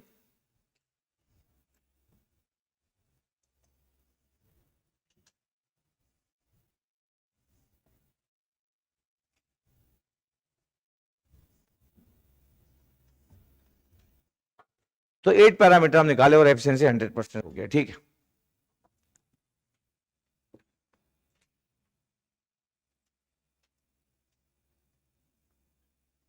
तो हमारे पास एवरेज भी है, हमारे पास आरएमएस भी है, सब हमारे पास है। चलो average switch voltage find out करते हैं। एवरेज थारिस्टर वोल्टेज और स्विच वोल्टेज ऐसा लिखो, एवरेज थारिस्टर वोल्टेज और स्विच वोल्टेज ऐसा लिखते हैं, एवरेज स्विच वोल्टेज और थारिस्टर वोल्टेज ऐसे लिखते हैं, उसको निकालना है, ठीक है। ये छोड़ देना और ये फिगर छोड़ देना, दो चीज, ये और ये। इसके पहले एक और बात कैसे बताते हैं।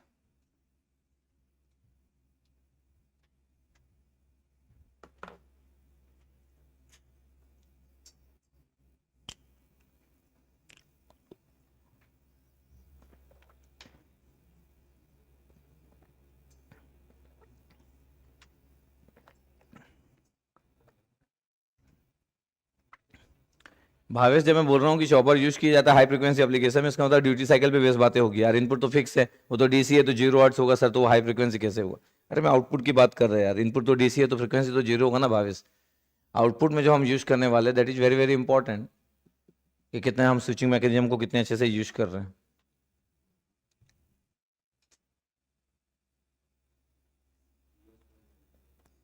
हाँ, मैं बोला कि मेरे को क्या चाहिए, 8 पैरामीटर हो चुके थे। 9th में बोला average value of the switch voltage या थारिस्टर वोल्टेज, एक ही बात है, बिकॉज मैं कोई भी स्विच यूज कर सकता हूं।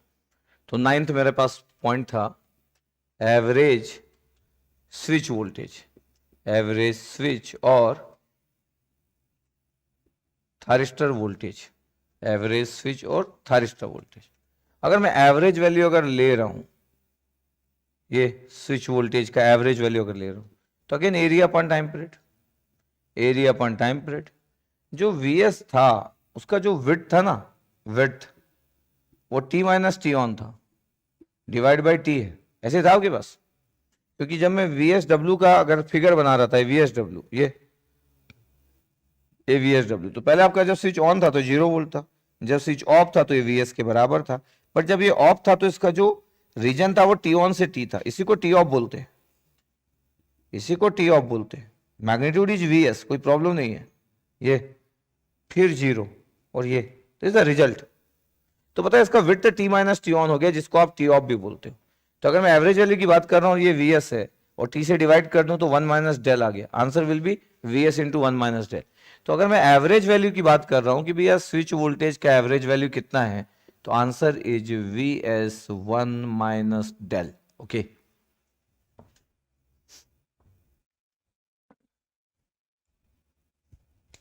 मैं चाहूं तो ऐसा भी बोल सकता हूं कि मेरे पास जो इनपुट वोल्टेज है, दो का एडिशन है। इनपुट वोल्टेज मेरे पास जो है वो थारिस्टर वोल्टेज या switch voltage plus output voltage का एडिशन है। तो अगर मैं बोलूं कि फ्रॉम फिगर, थॉट चेंज करूं, फ्रॉम फिगर, कि भैया इनपुट वोल्टेज जो है वो एडिशन है किस किस का, थारिस्टर वोल्टेज का और आउटपुट वोल्टेज का। तो थारिस्टर वोल्टेज कितना हुआ, thyristor voltage sir input voltage minus V naught हुआ।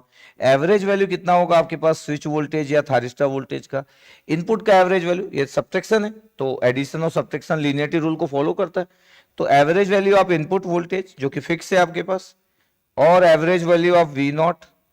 तो एवरेज वैल्यू ऑफ इनपुट कितना है, वीएस, यार वो तो एवरेज ही है, डीसी मतलब एवरेज ही होता है जो इनपुट दे रहे हो, बट आउटपुट का एवरेज वैल्यू कितना है, डेल वीएस, वीएस कॉमन ले लो, आंसर कितना आ गया, 1 माइनस डेल, देखो this is the good style. ये मैं यूज किया linearity rules, the linearity rules use कर लिया। तो मैं क्या किया, फिगर में नहीं गया, बातें नहीं किया, ऑपरेशन में नहीं गया, मैकेनिज्म में नहीं गया।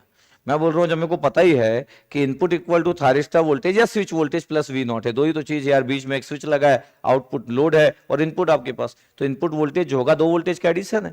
तो फिर थारिस्टर वोल्टेज क्या हुआ या स्विच वोल्टेज क्या हुआ, इनपुट माइनस आउटपुट। मैं बोल रहा हूँ क्या एवरेज ऑपरेटर दोनों साइड यूज कर सकता हूँ? हाँ, एवरेज ऑपरेटर जो भी लीनियरिटी रूल्स के लिए फॉलो होता है, एडिशन, दो सिग्नल का एडिशन या दो सिग्नल का subtraction, yes definitely we can apply linearity operator. तो एडिशन और सब्ट्रैक्शन रूल के लिए अप्लाई होता ही है, आरएमएस ऐसा नहीं होता, लेकिन ये तो होता ही है भाई। तो मैं बोला कि दोनों का एवरेज वैल्यू का सब्ट्रैक्शन कर दो, इनपुट का एवरेज वैल्यू तो वैसे भी वीएस और आउटपुट का एवरेज वैल्यू। सबसे सिंपलेस्ट आंसर इस पूरे चैप्टर का del VS, del VS, del VS, VS common ले लो, answer will be 1 minus del. तो बेसिक बेसिक ऑपरेटर वगैरह सब मैथ्स यूज करते रहना चाहिए, सॉल्व करना कोई बड़ी बात नहीं, calculation is very simple, but बार बार ऐसी बातें करते रहना चाहिए कि एवरेज ऑपरेटर है तो यस वी कैन यूज। तो वीएस इंटू 1 माइनस डेल आ गया, ठीक है। तो दूसरे तरीके से किया अपन, तो average value of the thyristor voltage हमारे पास आ गया। कितने पॉइंट्स हो गए? 9। 10 आप लिखेंगे input resistance seen from the source, input resistance seen from source. जब आप बोलते हो ना input resistance seen from the source, तो सोर्स के सामने से खड़े हो जाओ, तो ये VS upon IS, this is the result. Source voltage upon source करें तो सर करंट कौन सा? अरे एवरेज यार, सोर्स वोल्टेज वही आपके पास फिक्स वोल्टेज, तो fix source voltage divide by fix source current, तो VS upon IS, VS upon IS input resistance seen from the source. जिस जगह पे खड़े होते हैं उसका रेजिस्टेंस उस जगह से देखते हैं, तो उस जगह का वोल्टेज उस जगह के करंट का रेशियो ही रेजिस्टेंस होता है उस जगह का। तो अगर मैं सीन फ्रॉम द सोर्स बोल रहा हूं तो सोर्स की जगह का वोल्टेज डिवाइड बाय सोर्स की जगह के करंट का ratio resistance seen from the source होगा। अब क्या है, वीएस की वैल्यू क्या है, वीएस है, आईएस की वैल्यू कितना है, जो IS average value of source current, वो average value of load current is the good concept, yes because all currents are same. क्या है भैया, average value of load current, average output voltage divide by R, बिल्कुल सही, are ऊपर चला गया, VS हो गया। और क्या है वी नॉट की वैल्यू, सर डेल वीएस है, वीएस कैंसिल आउट हो गया, कितना आ गया input resistance, R by del आ गया। Input resistance seen from the source is the R by del. ये तो इसमें से एक भी रिजल्ट याद करने का नहीं, इसमें से कोई रिजल्ट याद क्यों करेंगे यार, आप थोड़ी इनपुट रेजिस्टेंस याद कर लेंगे कि आर बाई डेल होता है, ये तो कुछ भी बात होगी ना, तो आज तक पूछा है कोई गेट में कि इनपुट रेजिस्टेंस कितना होता है। तो बहुत सारी चीजें ऑल टाइम्स में एन नंबर ऑफ रिजल्ट, इसलिए लोगों को डर लगता है कितने सारे रिजल्ट, यार रिजल्ट आप याद रखोगे तो फिर तो 1000 रिजल्ट है, ऑल टाइम्स एक टफ सब्जेक्ट है, रिजल्ट क्या ही होते हैं, आपको क्लियर रहना चाहिए। क्यों आप जबरदस्ती रिजल्ट किसी को याद रखोगे, जो 2-7 सेकंड का है उसका कोई रिजल्ट थोड़ी होता है, जो 4 सेकंड का है वो रिजल्ट थोड़ी होता है। अब रेजिस्टेंस बोल रहे तो वोल्टेज बाय करंट होगा, किस जगह पे, इनपुट पे, तो खड़े हो जाओ इनपुट पे और देखो वहां का रेजिस्टेंस कितना है, तो वहां का वोल्टेज बाय करंट। अब ये डाउट नहीं आना चाहिए कि सर वोल्टेज तो वीएस है लेकिन मैं करंट कौन सा लूं, करंट कौन सा लूं, जब आपके पास सोर्स वोल्टेज है, कांस्टेंट वोल्टेज है आपके पास, तो एक constant current, that means the average source current. तो कितना आ गया आपके पास, आर बाई डेल आ गया, the input resistance in from the source. अब मैं बोल रहा हूँ कि जब मेरे पास आउटपुट में जो है आपके पास कॉम्बिनेशन है, आउटपुट में आप डीसी की बात कर सकते थे, आरएमएस की, सबकी तो बात कर सकते थे। जब आप डीसी और आरएमएस की बात कर सकते हो तो फिर आप दो टर्म के बारे में बात कर सकते हैं। क्या बता आपके पास, voltage ripple factor. Voltage ripple factor क्या होता था आपके पास, वोल्टेज रिपल फैक्टर आप बोलते थे कि एसी अपॉन डीसी, ये होता था आपके पास वीडीसी। एसी आप लिखते थे आरएमएस स्क्वायर माइनस डीसी का स्क्वायर डिवाइड बाय डीसी, वो बेसिक लिख रहा हूं मैं अभी। फिर बोलते थे कि वोल्टेज रिपल फैक्टर की बात अगर करना है तो ये डिवाइड कर दिए, तो ये आ गया वी आर एम एस मतलब वी ओ आर, और ये कितना आ गया डीसी, तो वी नॉट का स्क्वायर -1, ये होता था आपके पास। तो under root R M S upon DC का square -1 is the voltage ripple factor, ये रिजल्ट होता था, ये रिजल्ट होता था। तो कंसेप्ट जो है वो आपके पास बेसिक चीजों का बड़ा अच्छे से रहना है। रिपल फैक्टर का मतलब ही होता था कि जो एसी का प्रेजेंस, उसमें से हटा दिया हम आरएमएस माइनस डीसी कर दिया। कितना होता है वीओआर की वैल्यू, वीओआर की वैल्यू कितना होता है, अगर वीओआर की वैल्यू बोलूं तो कितना है, VS into under root del है यार, VS into under root del. Average output voltage कितना है, वीएस इंटू डेल है, ये डेल वीएस, दोनों का मतलब जैसे मैं डिवाइड कर रहा हूं इसका स्क्वायर -1, कितना आ गया, V S cancel out, under root del upon del कितना आ गया, 1 upon under root del, square किया तो कितना आ गया, 1 बाई डेल माइनस 1 है, ये आंसर 1 बाई डेल माइनस 1 है। अगर मैं सॉल्व कर दूं तो कितना आ जाएगा, 1 माइनस डेल अपॉन डेल, ये ड्यूटी साइकिल पे बेस्ड होगा, voltage ripple factor, voltage ripple factor duty cycle पे बेस्ड होगा भाई, ये तो कोई बोल रहे कि वो अगर ड्यूटी साइकिल आपका 20% है, 0.2 तो पुट करो 0.2 आंसर, कोई बोले 50% है, 50% पुट करो। इसमें से फॉर्म फैक्टर क्या होता था, अगर मैं 12 पैरामीटर्स की बात करूं कि फॉर्म फैक्टर क्या होता था, फॉर्म फैक्टर एफ क्या होता था, ये जो बीच वाला टर्म्स, मतलब सार में अपन DC V O R upon V naught, V O R है वी एस इंटू डेल और वी नॉट की वैल्यू है वी एस इंटू डेल, पता आंसर कितना आ गया, 1 अपॉन अंडर रूट डेल। हमेशा हम बोलते थे कि वोल्टेज रिपल फैक्टर की वैल्यू कितनी होती है, वोल्टेज रिपल फैक्टर की वैल्यू होती है फॉर्म फैक्टर का स्क्वायर माइनस 1, ऐसे ही होता है ना, voltage ripple factor form factor का स्क्वायर माइनस 1, फॉर्म फैक्टर की value 1 upon under root del, इसका स्क्वायर करो, ये तो मैं बोल रहा हूँ कैसा नहीं कि कोई पूछ लिया आपसे कि बताओ वोल्टेज रिपल फैक्टर क्या होगा, फॉर्म फैक्टर, कोई नहीं पूछा, लेकिन मैं बोल रहा हूँ कि ये सब वो बातें है कि इसके लिए उनके पूछने की नीड नहीं है यार। अब आप थोड़ी बोल जाओगे कि मैं वोल्टेज रिपल फैक्टर भूल गया सर, आएगा तो याद करूंगा, नहीं आएगा तो नहीं पूछूंगा, अरे तो परफॉर्मेंस है यार बेसिक, उनका मन करेगा कभी पूछने का, 10 साल में एक बार कोई भी एग्जाम दे रहे हो, बेसिक परफॉर्मेंस है। अब थोड़ी बोलेंगे कि हम पूछेंगे कि नहीं पूछेंगे, उनकी चॉइस, नहीं पूछना उनको नहीं पूछेंगे, पूछ लेंगे कभी 10 साल में एक बार, इट्स वेरी सिंपल थिंग, उनकी चॉइस है सब चीजों की। और ये कोई कंसेप्ट नहीं है एक वोल्टेज रिपल फैक्टर पूछना और फॉर्म फैक्टर की बात करना। जब आप पावर टाइम्स पढ़ रहे हो और परफॉर्मेंस के बारे में बात कर रहे हो तो ये बेसिक चीजें हैं जो कि इन जनरली आपसे होते हुए निकलना चाहिए।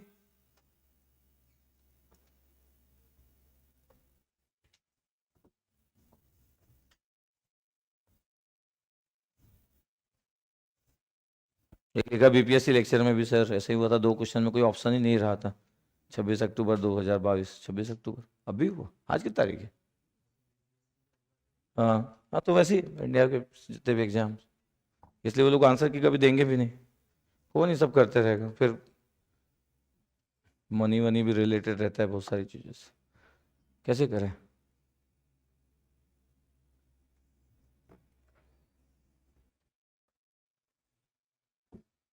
अभी सिस्टम अपना एकदम स्ट्रांग हो गया है, अभी जो करप्शन है वो अब ऑफिशियल करप्शन हो गया। पहले क्या होता था, आपके पास करप्शन जो होता था वो अनऑफिशियल होता था, दोनों में डिफरेंस क्या है। पहले ऐसा होता था कि आपके पास अब बिल्डिंग का आपको कोई सर्टिफिकेट चाहिए बिल्डिंग कंप्लीशन का, तो उसी पैसे मांगता था और वो साइन मार देता था और पता चला बिल्डिंग ही नहीं बनी, वो देखा ही नहीं। अब क्या होता है पता है, पूरा वो विजिट करने आएगा, फिर वो चेक करेगा और वो बोलेगा कि जो मेरे नॉर्म्स है वो तो यूएसए की किसी बिल्डिंग के भी नॉर्म्स कंप्लीट नहीं कर सकता, यूएसए में दम नहीं है कि वो मेरे नॉर्म्स कंप्लीट कर सके। तो अब आपको लगेगा पैसा अगर मेरे को साइन लगेगा तो, अब एक नॉर्मल व्यक्ति बोलेगा कि भाई मेरे को तो नॉर्म्स कंप्लीट करना है, तो नॉर्म्स तो यूएसए वाले नहीं कर पाएंगे जो हिंदुस्तान के नॉर्म्स हैं ऑन पेपर, समझ मैं क्या बोल रहा हूँ। तो अब वो पहले कंप्लीट करवाएगा तो ऑफिशियली हो गया सब कुछ, अब वो पैसे मांगेगा और पैसे पहले से ज्यादा जो बिना देखे लेते थे, समझ मैं क्या बोल रहा हूँ।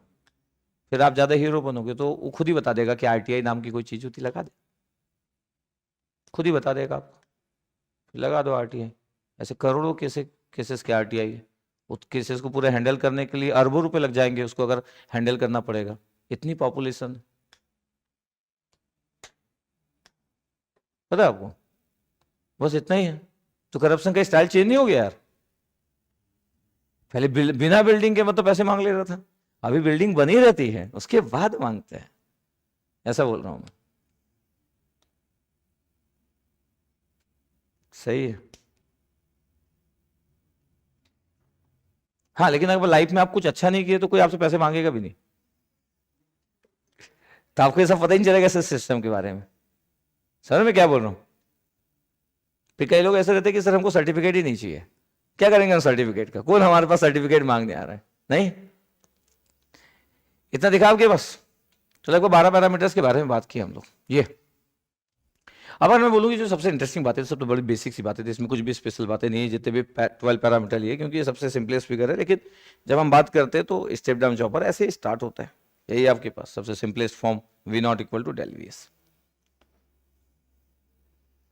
अगर मैं बोलूँ कि जो हमारे पास रिजल्ट आया, अगर इसके फोरियर सीरीज एक्सपेंशन की बात की जाए इसके, तो कितने 12 हुआ ना, 12 नंबर हुआ। 13 में लिखते हैं Fourier series representation of output voltage, heading 13 number डाल के the Fourier series representation, the Fourier series representation, Fourier series representation of output voltage.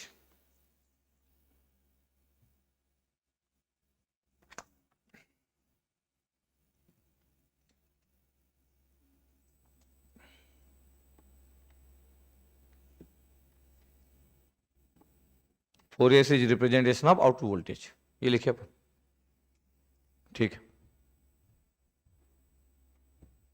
पूरा हटा दे। अब देखो फोरियर सीरीज रिप्रेजेंटेशन लिखना है तो हमको पता है इस बार तो एवरेज वैल्यू भी है आपके पास, क्योंकि सिर्फ पॉजिटिव एरिया है हमारे पास, एवरेज वैल्यू भी है हमारे पास डेल वी एस के फॉर्म में। पूरे हटा दे अब तो।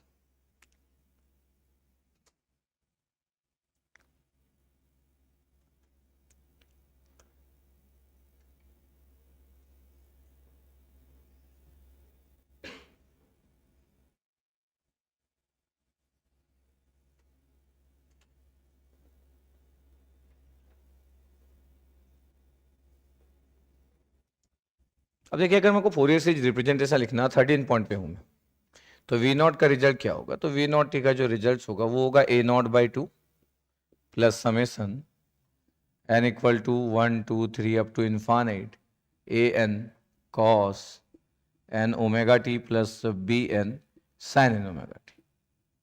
अब इसमें से कुछ जीरो नहीं होगा, आपको इन्वर्टर तो पढ़ नहीं रहे कि एवरेज वैल्यू जीरो होगा तो पहला टर्म जीरो हो गया, और फिर हाफ वे सिमेट्रिकल सिग्नल है तो सर ए एन के टर्म्स भी जीरो होंगे बिकॉज ऑड सिग्नल है, क्योंकि इन्वर्टर में कॉमन चीज थी एकदम। अब अगर मैं बात करूं कि ए नॉट बाई 2 क्या होता है, ए नॉट बाई पूरा हटाते, ए नॉट बाई 2 होता क्या है इसमें, जो ए नॉट बाई 2 है DC value of V not T, इसी को आप एवरेज वैल्यू बोलते हैं, इज द वी नॉट। ये तो सही, तो एरिया अपॉन टाइम पीरियड होते हैं, area upon time period. Area कितना था V S into T on, width is T on और हाइट इज वी एस, और डिवाइड बाई टी, कितना आंसर आ गया डेल वी एस। ये तो ऑलरेडी वी नो दैट यार, del V S is the average value of the output voltage, वो तो आएगा ही। तो जो ए नॉट बाई 2 है वो तो डेल वी एस आ गया, ये ए नॉट बाई 2 जो फोरियर सीरीज का जो टर्म है पहला वाला, वही तो एवरेज वैल्यू होता है, वो तो ऑलरेडी वी नो दैट है। यस डेल वी एस है, द डेल वी एस है।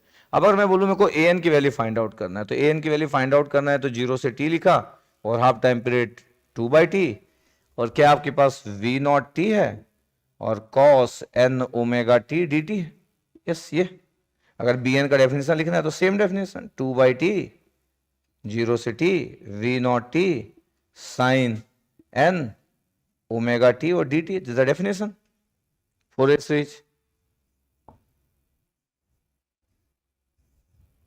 अब अगर मेरे को ए एन की वैल्यू सॉल्व करना है कि सर मेरे को ए एन की वैल्यू सॉल्व करना है, तो ठीक है, ये 2 बाई टी हो गया, 0 से आप इंटीग्रेट सिर्फ टी ऑन तक कर सकते हो, टी ऑन से लेके टी तक तो होगा नहीं, वो तो 0 था। वी नॉट की वैल्यू वी एस है और ये है sir cos N omega T, और डी टी याद रखना डी टी है। अब सर इंटीग्रेशन कर रहा हूं मैं तो कितना हो गया 2 बाई टी है, और इंटीग्रेट किया तो ये एन ओमेगा बाहर आ गया, कॉस का integration sine N omega T हो गया, लिमिट 0 से लेके टी ऑन हो गया। ये जो 2 बाई टी है और ये 1 अपान एन ओमेगा है, और ओमेगा की वैल्यू 2 पाई बाई टी होता है। ओमेगा की वैल्यू कितना होता है 2 पाई बाई टी। यहां पे ना मेरे पास आ गया साइन एन ओमेगा और टी की वैल्यू टी ऑन आ गया, ये देखो ध्यान से, और साइन 0 0 हो गया, ये लिमिट पुट कर दी। तो डिफरेंट टाइप का दिखेगा बस आपको। मैं बोल रहा हूं कि देखो टी से टी कैंसिल आउट हो गया, बता 2 से 2 भी कैंसिल आउट हो गया, 1 अपान एन पाई आ गया, देखो जरा ध्यान से। और वीएस भी कहां गायब हो गया कि वीएस, ये वीएस गायब हो गया था, लेके आ जाते तो वीएस अपॉन एन पाई हो गया, ये लो। अब देखो ब्रैकेट में क्या आ गया, साइन एन ओमेगा है, ओमेगा की वैल्यू कितना होता है 2 पाई बाई टी, और कितना था इसमें टी ऑन, इतना ही है। पता रिजल्ट कितना आ गया बाहर का, वीएस अपॉन एन पाई यार। ये ब्रैकेट में कितना आ रहा है, टी टी कैंसिल आउट हो गया, नहीं sorry T on by T कितना हो गया, डेल हो गया, साइन 2 पाई एन डेल, ये रिजल्ट है आपके पास, पता है साइन 2 पाई एन डेल है आपके पास। ये ए एन की वैल्यू है, ये ए एन की वैल्यू देखो जरा ध्यान से, ये ए एन की वैल्यू ये ए एन की वैल्यू, दिस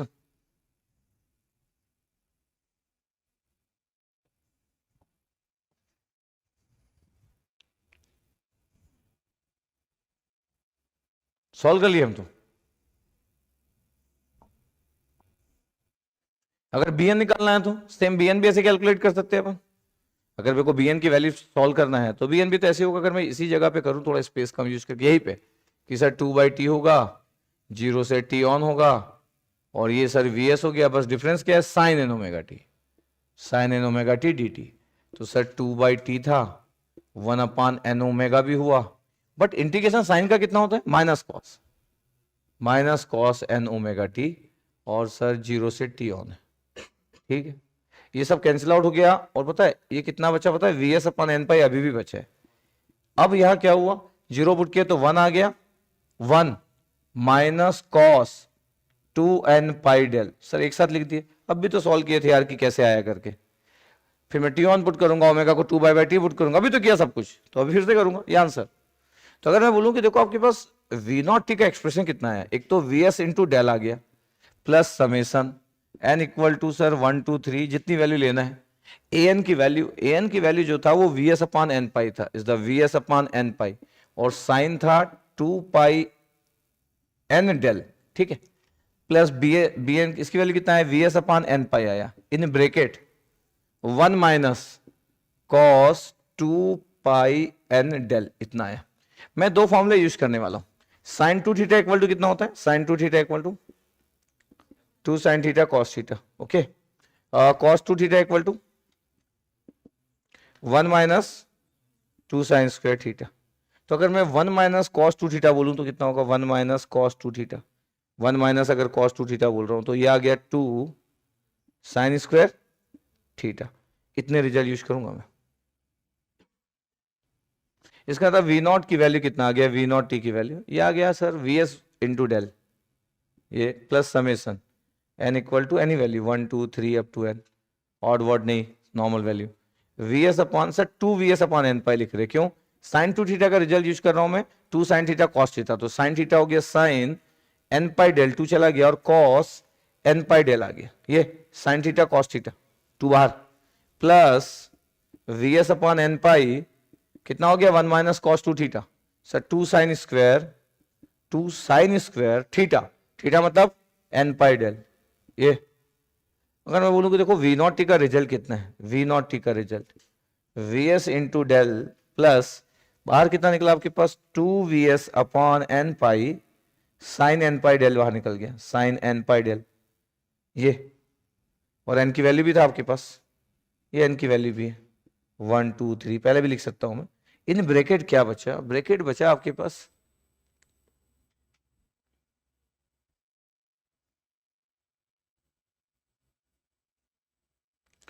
इसमें एक चीज नहीं लिखी यार अपन, क्या पता है, ये आपके पास an था, an की, ये तो an है ना, इस an के बाद क्या था, cos n ओमेगा टी, इस bn के बाद क्या था, आप लिखे हो क्या, ऐसा तो नहीं हो सकता कि आप लिखे हो, लिखे, कुछ लोग नहीं लिखे हो मैं जानता हूं, अब मैं ऐसा लिखना, आप भी ऐसा मत लिखना, कुछ जगह कि ये टर्म ऐसा कुछ नया कर रहा था क्या, एरो बना के लिखे।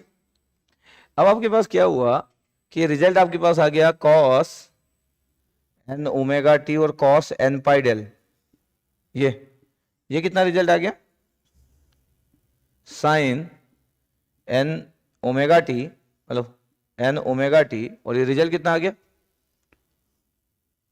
और 2 vs/n पाई, साइन एन पाई लिए तो साइन एन पाई डेल आ गया। इस ब्रैकेट के अंदर क्या बचा पता है, cos A cos B plus sign A sine B, क्या होता है ये, cos A cos B plus sign A sine B, क्या होता है, कॉस ए माइनस बी। इसका मतलब यह है कि आउटपुट वोल्टेज जो आपके पास स्टेप डाउन चॉपर का रिजल्ट आ गया वो vs इंटू डेल आ गया, two summation n equal to 1 2 3 up to infinite all values of n 2 vs/n pi sine n pi del cos n omega T minus n pi del, ये answer है, बताओ आपके पास। आपको लगेगा ऐसी कोई बड़ी बात तो नहीं है, लेकिन अगर आप जाके अगर देखोगे आपके पास डिफरेंट बुक में रिजल्ट नहीं लिखा है, क्योंकि वो लोग डिराइव नहीं किए तो लोग इस रिजल्ट को गलत लिखे। अब क्या कर सकते हैं, लिखे तो लिखे, पीएस विमरा में भी रिजल्ट गलत लिखा है। तो इसलिए बहुत सारे जो टीचर के नोट्स में ये वाली चीज़ें बस एक मिस्टेक होती है, क्योंकि कोई भी पॉल टाइम्स पढ़ाते समय हर बार डेरिवेशन में जाता नहीं है, तो बोल देता है कि रिजल्ट होता है करके, वो खुद भी चेक नहीं किया, और उस बुक में बहुत सालों से लोग फॉलो कर रहे हैं, तो इन जनरल लोग लिख देते हैं आपके पास रिजल्ट। और उस बुक में क्या लिखा गया पीएस विमरा में, 2vs upon n pi sine N pi del और साइन एन ओमेगा टी लिखा गया, ये इस वाले को, ये इस वाले को साइन एन ओमेगा टी, बस हो गया, ये रिजल्ट है आपके पास।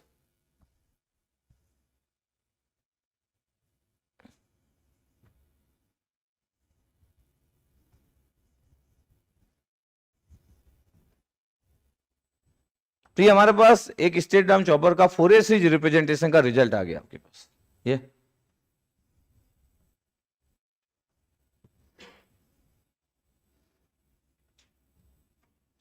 अब मैं बोल सकता हूं कि सर एक्चुअली मेरे को आउटपुट क्या चाहिए था, वीएस डेल, वो पहला वाला टर्म एवरेज वैल्यू। इसका मतलब है कि जो बाकी के जितने भी टर्म्स है वो सब क्या है, harmonics of the output waveform. सबको समझ आ रहा है मैं क्या बोल रहा हूं? भाई यहाँ पे कोई एसी तो है नहीं भाई, सब डीसी दिया है, अरे सब डीसी दिया है, आउटपुट भी वेरिएबल डीसी है, तो del V S is the required output, the desired output. इसका मतलब है ये पूरा का पूरा टर्म एन की all values the harmonics, the harmonics of the output waveform. अगर मैं बोलूं कि लोएस्ट हार्मोनिक्स क्या है, वही एन इक्वल टू 1 वाला, लोएस्ट हार्मोनिक्स की बात करूं तो वही एन इक्वल टू 1 वाला। अपने पास लोएस्ट जो हार्मोनिक्स होता है वो एन की वैल्यू 3 होता था जब इन्वर्टर के आउटपुट की बात करते थे, क्योंकि एन की वैल्यू 1 तो फंडामेंटल आउटपुट वोल्टेज होता था जो हमको चाहिए था। तो वहां पे जो एन की वैल्यू होता था वो हार्मोनिक्स नहीं होता था, जो फंडामेंटल डिजायर्ड आउटपुट होता था। तो लोएस्ट हार्मोनिक्स एन की वैल्यू 3 होता था इन्वर्टर में, क्योंकि सब आप ऑड हार्मोनिक्स आते हैं वहां पे 1 3 5 7 9। तो जो डिजायर्ड था वो एन इक्वल टू 1 था, जिसको आप फंडामेंटल बोलते थे। तो वहां पे लोएस्ट हार्मोनिक्स जो था वो 3rd था। यहां पे लोएस्ट हार्मोनिक्स क्या है, एन की वैल्यू 1। यहां क्या फंडामेंटल की बात चलेगी, यहां तो वैसे भी फिक्स डीसी से वेरिएबल डीसी पे आ रहे हैं। The desired output is the del V S. तो जो डिजायर्ड आउटपुट है, डिजायर्ड आउटपुट है वो क्या है, डेल वीएस है। ये पूरा का पूरा हार्मोनिक्स है। तो लोएस्ट हार्मोनिक्स क्या हो गया,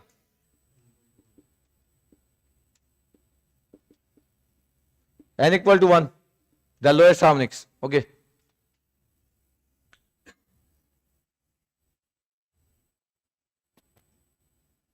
हमारे पास आउटपुट वोल्टेज क्या था, हमारे पास आउटपुट वोल्टेज क्या है, यहां पे अगर देखा जाए कि सर आउटपुट वोल्टेज क्या है, सर चॉपर का आउटपुट वोल्टेज क्या है, सर ये वीएस है, हाँ ये 0 है, ये वीएस है, बस इतना ही तो है ना।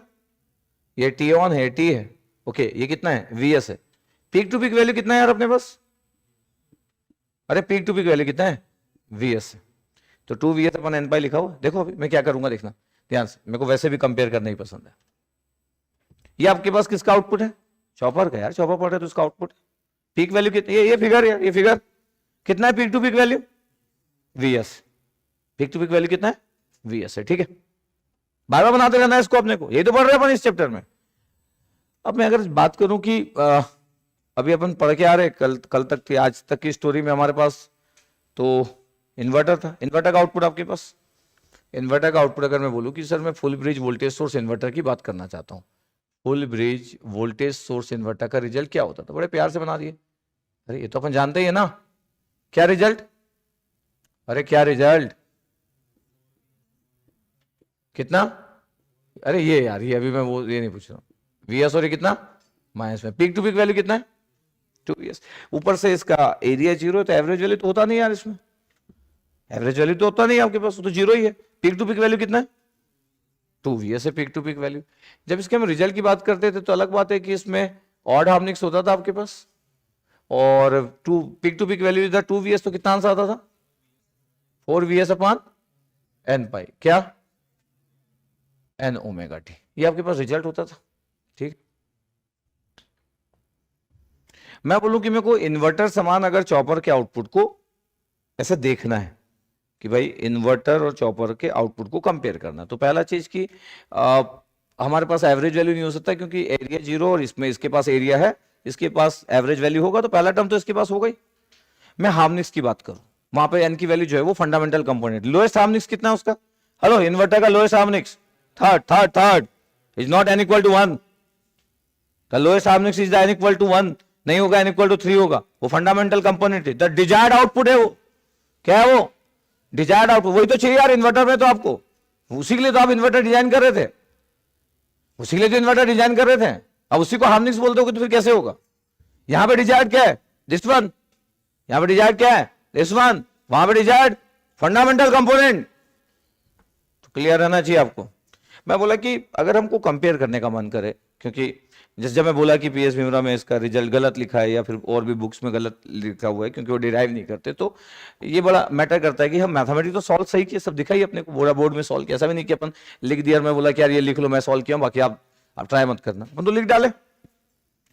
दो चीज आपके पास की वीएसडेल कंपेयर नहीं हो सकता। वीएसडेल इसलिए कंपेयर नहीं हो सकता बिकॉज यहाँ तो एवरेज वैल्यू होगा, वहां होता नहीं। दूसरी चीज, इसमें पीक टू पीक वैल्यू कितना है? 2vs है, तो रिजल्ट कितना हो गया? 4vs upon n pi, peak to peak value का डबल हो गया। यहाँ पे कितना था आपके चॉपर में पीक वैल्यू? vs है तो पीक टू पीक वैल्यू का डबल हो गया, 2vs upon n pi. Question is that कि अगर मैं बोलूं कि इसको अगर मैं देखना, इसको अगर मैं एक्सपांड करूं, ये इसको अगर मैं रिजल्ट दे रहा हूं कि सर n की वैल्यू मैं पुट कर देता हूं 1, कितना हो गया? 4vs अपॉन पाई, कितना? Sine omega T. अगला नंबर 3 पाई, कितना? Sine 3 omega T. ऐसा चलेगा? ये तो इन्वर्टर का आउटपुट है यार, ये तो अपन जानते ही। इस जगह पे अगर मैं बोलूं कि v नॉट की वैल्यू कॉस ए, इसे हटा दे रहा हूं, ये नोट कर लिए होंगे, कॉस ए माइनस बी। यहाँ पे अगर मैं बोलूं कि v नॉट टी की वैल्यू अगर मेरे को लिखने का मन कर रहा है चॉपर का, एक तो वीएस डेल यार जो इसकी खुद की प्रॉपर्टी है, तो इसको तो छोड़ ही दो, तो एवरेज वैल्यू है इसकी। एन की वैल्यू 1 पुट करूंगा तो 2vs अपॉन पाई आ जाएगा, क्योंकि peak to peak value vs था। एन की वैल्यू 1 पुट किया आपके पास, तो क्या आंसर आया पता है आपके पास? साइन पाई डेल आया सर, साइन पाई डेल। ठीक है, ध्यान से देखना, साइन पाई डेल आया। यहां पे cos omega T minus pi del, ऐसे आया ना अभी। एन की वैल्यू 1 पुट किया, ठीक है, एन की वैल्यू क्या पुट किया? 1। फिर आपके पास एन की वैल्यू 2 पुट करूंगा तो कितना आ जाएगा?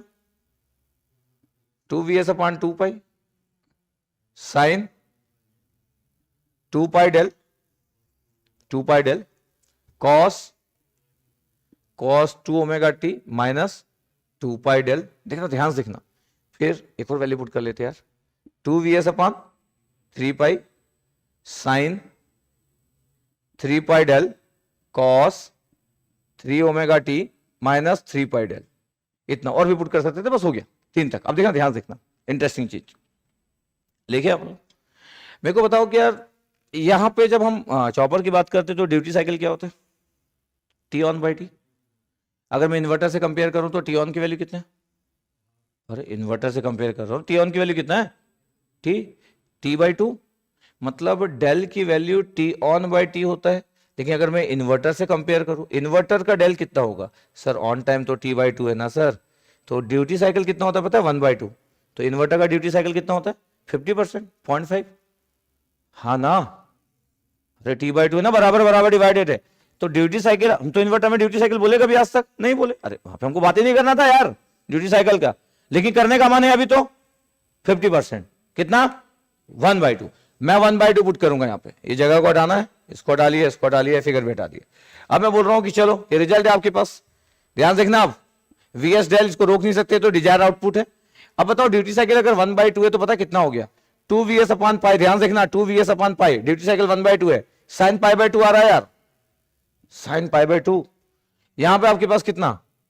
Cos omega T minus pi by 2, इतना आया। देखो ध्यान से देखो, ठीक है। मेरे को स्पेस की जरूरत पड़ेगी तो मैं हटाते जाता हूं ना पुरानी चीजों को, ठीक है। ये भी हटा दो ड्यूटी साइकिल इन्वर्टर का, ठीक है, ड्यूटी साइकिल इन्वर्टर का 0.5 भी हटा दिया। अब देखो ध्यान से, इसके बाद टर्म कितना है सर? 2vs अपॉन 2 पाई। छोड़ो इसको, लिख तो देते। हाँ, यहां पे कितना आ गया? साइन 2 पाई, और डेल की वैल्यू कितना? 1/2, तो साइन पाई आ रहा है यार। और cos 2 ओमेगा टी माइनस कितना? ये 2 पाई डेल, तो ये कितना आ गया आपके पास? 1/2 पुट किया तो पाई, इतना आ गया।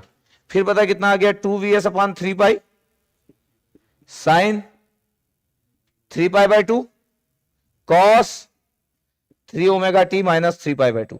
इंटरेस्टिंग बात क्या होगी पता आपके पास, एक तो ये टर्म जीरो हो गया, क्यों, अरे साइन पाई तो जीरो ही होता है यार, ये तो जीरो हो गया। तो सर जैसे ही मैं बोल रहा हूं कि ड्यूटी साइकिल 50% होगी तो फिर इवन नहीं आएगा, नहीं आएगा, ऑड आएगा, और ये तो जीरो हो गया। पता है ये कितना है, साइन 91 है, साइन 91।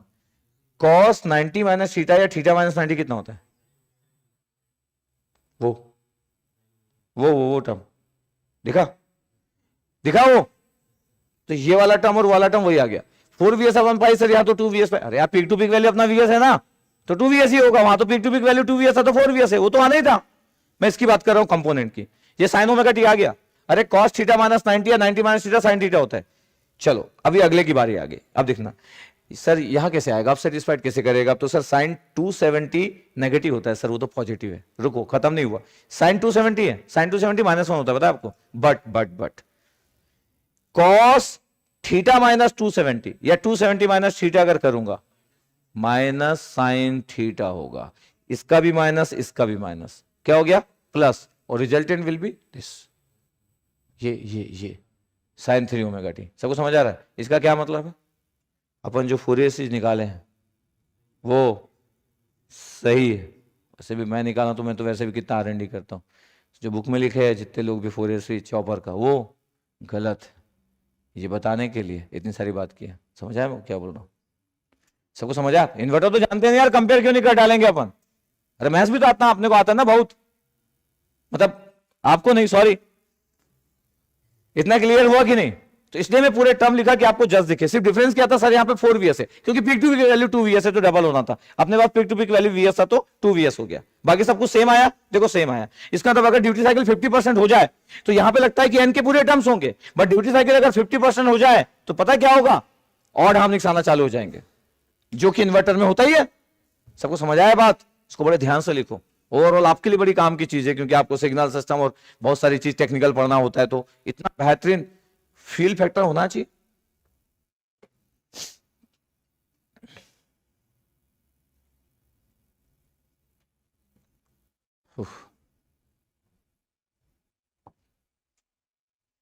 तो आप वो पुट कर लो भाई, 2 बार माइनस आया हो 270 वाले में, तो आपको फाइनली लिखना है कि सर रिजल्ट तो वही आ गया, फंडामेंटल मतलब जो कंपोनेंट था फर्स्ट वाला, फिर थर्ड वाला, सेकंड वाला तो आया नहीं, क्योंकि उसमें साइन पाई आ गया, और इसका मतलब इवन वाले जाने वाले, हाँ ड्यूटी साइकिल अगर 0.5 पुट करोगे, 1/2 पुट करोगे, इन्वर्टर से कंपेयर करोगे, इवन वाले जाने वाले टर्म।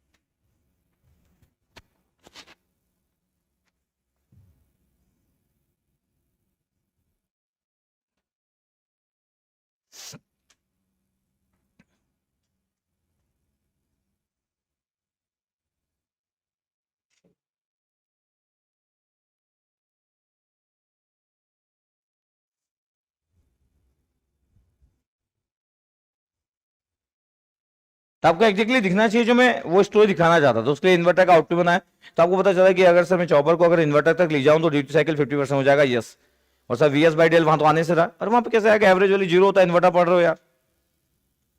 यहां पे डिजायर्ड आउटपुट क्या है, VS/del, यहां पे अनडिजायर्ड क्या है, ऑल हार्मोनिक्स, जितना भी आगे के टर्म्स है अनडिजायर्ड टर्म्स है।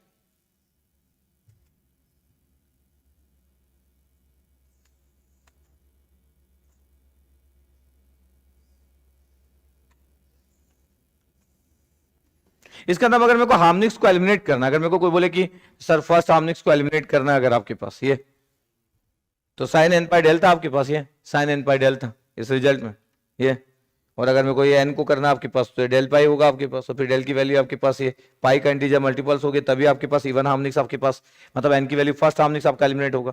अब ड्यूटी साइकिल आप 1 तो करने दोगे यार, क्यों 1 नहीं कर दोगे, ड्यूटी साइकिल 1 हो जाएगा तो कहां से वेरिएबल आउटपुट हुआ आपके पास, इसका मतलब जो फर्स्ट हार्मोनिक्स है उसको अवॉइड करना इतना आसान नहीं है। लेकिन अगर मैं बोलूं कि सर मेरे को तो सेकंड हार्मोनिक्स एलिमिनेट करना, बड़े आराम से हो जाएगा, ड्यूटी साइकिल 50% ले लिया हो जाएगा, मेरे को बोला जाए कि थर्ड हार्मोनिक से एलिमिनेट करना है, तो थर्ड हार्मोनिक से अगर मेरे को एलिमिनेट करना है तो 3 पाई डेल की वैल्यू जो होना चाहिए पाई होना चाहिए, तो डेल की वैल्यू 1/3 हो गया। बता आपके पास, देखो ध्यान से देखना, अगर मैं बोलूं कि मेरे को हार्मोनिक से एलिमिनेट करना है तो आपको ना साइन एन पाई डेल की वैल्यू 0 करना है, बस ये आपका फोकस होना चाहिए। ये आपके पास हुआ condition for eliminating the harmonics. Condition for eliminating the harmonics, sine N pi del, the value of sine N pi del should be equal to 0। Sir मेरे को सर फर्स्ट हार्मोनिक्स एलिमिनेट करना है। भाई फर्स्ट हार्मोनिक्स एलिमिनेट करना तो N की value 1। Sir first harmonics अगर मेरे को एलिमिनेट करना है तो सर पाई डेल की वैल्यू जो होना चाहिए ये पाई डेल की जो वैल्यू होना चाहिए वो इंटीजर मल्टीपल्स होना चाहिए। अब इंटीजर मल्टीपल्स अगर होना चाहिए तो आप अगर बोलोगे पाई तो डेल की वैल्यू कितना होना चाहिए 1, तो ड्यूटी साइकिल तो पूरा 1 ही रख लोगे यार, और ड्यूटी साइकिल पूरा अगर 1 रख लोगे तो फिर हार्मोनिक्स क्यों आ गया, तो यही आ जाएगा, वीएससी आ जाएगा आंसर। तो जो फर्स्ट हार्मोनिक्स से उसको एलिमिनेट करना इतना आसान नहीं है, क्यों, उसके लिए ड्यूटी साइकिल 1 रखना पड़ेगा तभी एलिमिनेट होगा। सोचो ध्यान से, ड्यूटी साइकिल कितना रखना पड़ेगा 1, क्योंकि मेरे पास साइन एन पाई डेल की वैल्यू 0 होना चाहिए, तो एन पाई डेल की वैल्यू आपके पास जो हो गया वो एन पाई हो गया, ये एम पाई हो गया, एन की वैल्यू 1 पुट कर दिया अपन, तो पाई डेल की वैल्यू जो होना चाहिए इंटीजर मल्टीपल्स होना चाहिए, पाई आना चाहिए या फिर 2 पाई आना चाहिए, तो अब डेल 2 थोड़ी हो जाएगा यार, तो मिनिमम वैल्यू ऑफ डेल तो 1 ही हो गया। इसका मतलब है कि क्या करोगे सर, तो डेल 1 करेंगे। अब डेल 1 करेंगे तो वो कहां से हुआ, वेरिएबल डीसी आउटपुट वोल्टेज। इसका मतलब है कि आप क्या फर्स्ट हार्मोनिक्स को एलिमिनेट कर सकते, अगर प्रैक्टिकली बोले तो नो।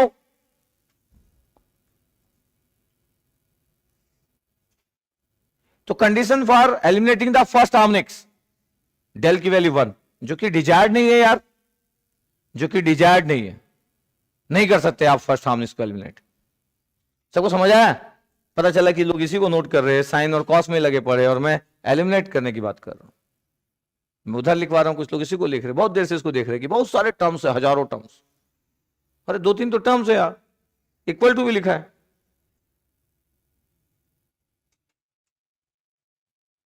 अब आप एक एक लाइन करके देखोगे, 2 फिर वीएस फिर पाई फिर साइन फिर एसआईएन भी 3 बार देख लो, तो बहुत टाइम लग जाएगा। जब आप कोई चीज देख के लिखते हो तो आपकी स्पीड बड़ी कम हो जाती है, क्योंकि फिर आप साइन लिखते हो, एक बार पाई/2 लिखते हो, फिर सोचते हो कॉस है कॉस, फिर कुछ लोग ब्रैकेट बनाते हैं। मैं बोला कि आपको फर्स्ट हार्मोनिक से अगर एलिमिनेट करना है तो क्या करना पड़ेगा, तो भैया डेल की वैल्यू 1 होना चाहिए, जो डिजायर्ड नहीं है।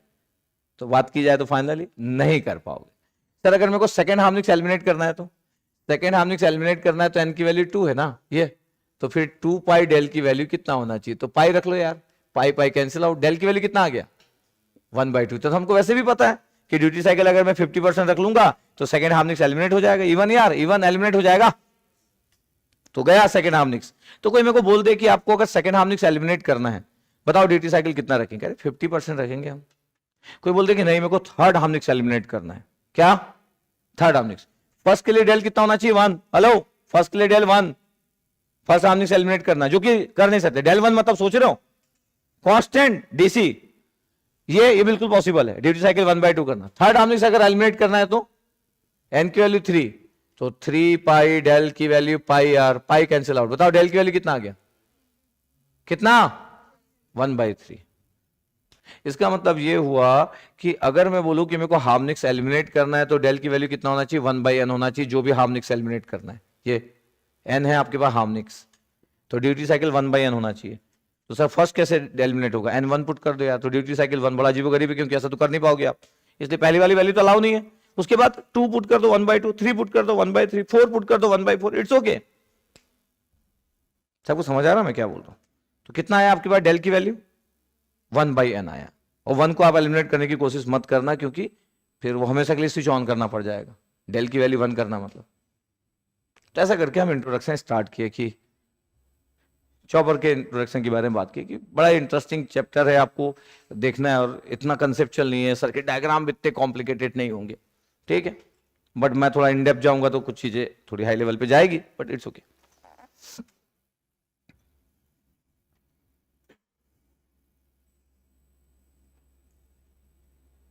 तो डेल की वैल्यू कितनी हो गई 1/n for elimination, for eliminating the harmonics, जो भी आपको करना है 1 2 3 4 जो भी करना है, 1 को ट्राई नहीं करेंगे अपन, बिकॉज n की वैल्यू 1 होना पड़ेगा उसके लिए।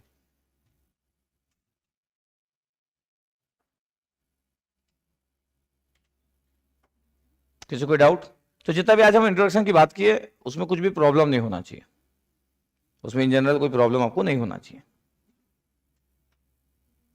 और बहुत बार लोग इस फोरियर सीरीज एक्सपांशन की बात इसलिए नहीं करते हैं बिकॉज जब आप डीसी टू डीसी कन्वर्टर पढ़ते हो तो बहुत हार्मोनिक्स की कोई बात नहीं करता है, कोई इन जनरल दूसरे पैरामीटर्स की बात करना नहीं चाहता है, लोग नॉर्मल बात करना चाहते हैं। तो इसलिए फोरियर सीरीज एक्सपांशन की बात हम जब चॉपर की बात करते हैं तो कोई भी इन जनरली इन्वॉल्व नहीं होता है, इसलिए कोई एक्सप्रेशन निकाल के भी नहीं देखा होगा, इसलिए पीएस भीमराव में एक बार गलत लिखा है तो सालों तक लोग उसी को यूज कर रहे हो और वो लोग भी फिर कभी रीचेक नहीं किए, बट ठीक है। तो हमारा स्टाइल जो है वो इस चैप्टर को पढ़ने का भी एकदम डिफरेंट होगा, ठीक है। हम इसको एकदम आसान करके अलग अलग पार्ट्स में डिवाइड करेंगे, ठीक है। जब तक बक कन्वर्टर की स्टोरी, बूस्ट कन्वर्टर की स्टोरी जब तक क्रिएट करेंगे तब तक हमारे पास एक गुड कंटेंट्स होगा इस चैप्टर का और फिर वहां तक हम एंट्री मारेंगे। तो इंट्रोडक्शन था, आज के लिए इंट्रोडक्शन काफी है। कल हम प्रैक्टिकल स्विच लेंगे और थारिस्टर के वोल्टेज ड्रॉप को ले लेंगे। अभी तो जीरो तो आइडियल स्विचेस था आपके पास, वो भी 10-15 मिनट में हो जाएगा और फिर आगे फिर अपनी स्टोरी को बढ़ाएंगे हम लोग, ठीक है। तो अगेन इंटरेस्टिंग है, 3 फेज रेक्टिफायर ही मैं पहले पढ़ाता हूँ, है ना, उसके बाद ही चॉपर पढ़ाता हूँ, उसके बाद इन्वर्टर तो सबसे लास्ट में पढ़ाता हूँ। तो इस बार तरीका चेंज किया हम, तो 3 फेज रेक्टिफायर यही पढ़ाया हमें। सोचा कि चलो पहले आपके कवरेज की बात कर लेते, हो सकता है कि कुछ इधर उधर हो मेरा शेड्यूलिंग तो फिर आप परेशान हो, तो मैं सोचा कि पहले स्कोर वाइज आपका कर लेते हैं कि ठीक है हम हाई स्कोर वाले पार्ट में रहे हमेशा, ठीक है। आज कितनी तारीख है बोले आप? 28 है, 28, ठीक है। तो सबको गुड फॉर्म में तो क्लियर ही हो गया। कल मैं आपको जो नेक्स्ट डीपीपी दूंगा वो उसी की दूंगा, वैसे मेरा रेक्टिफायर का बन चुका था 3 फेज का, लेकिन उसको अभी नंबरिंग चेंज कर दूंगा और मैं आपको चॉपर की दूंगा नेक्स्ट डीपीपी, ठीक है। चलो तो कल मिलते हैं अपन अगले की क्लास में, है ना। मैथ्स आपका अच्छा होना चाहिए और आपको रिलेट करते आना चाहिए।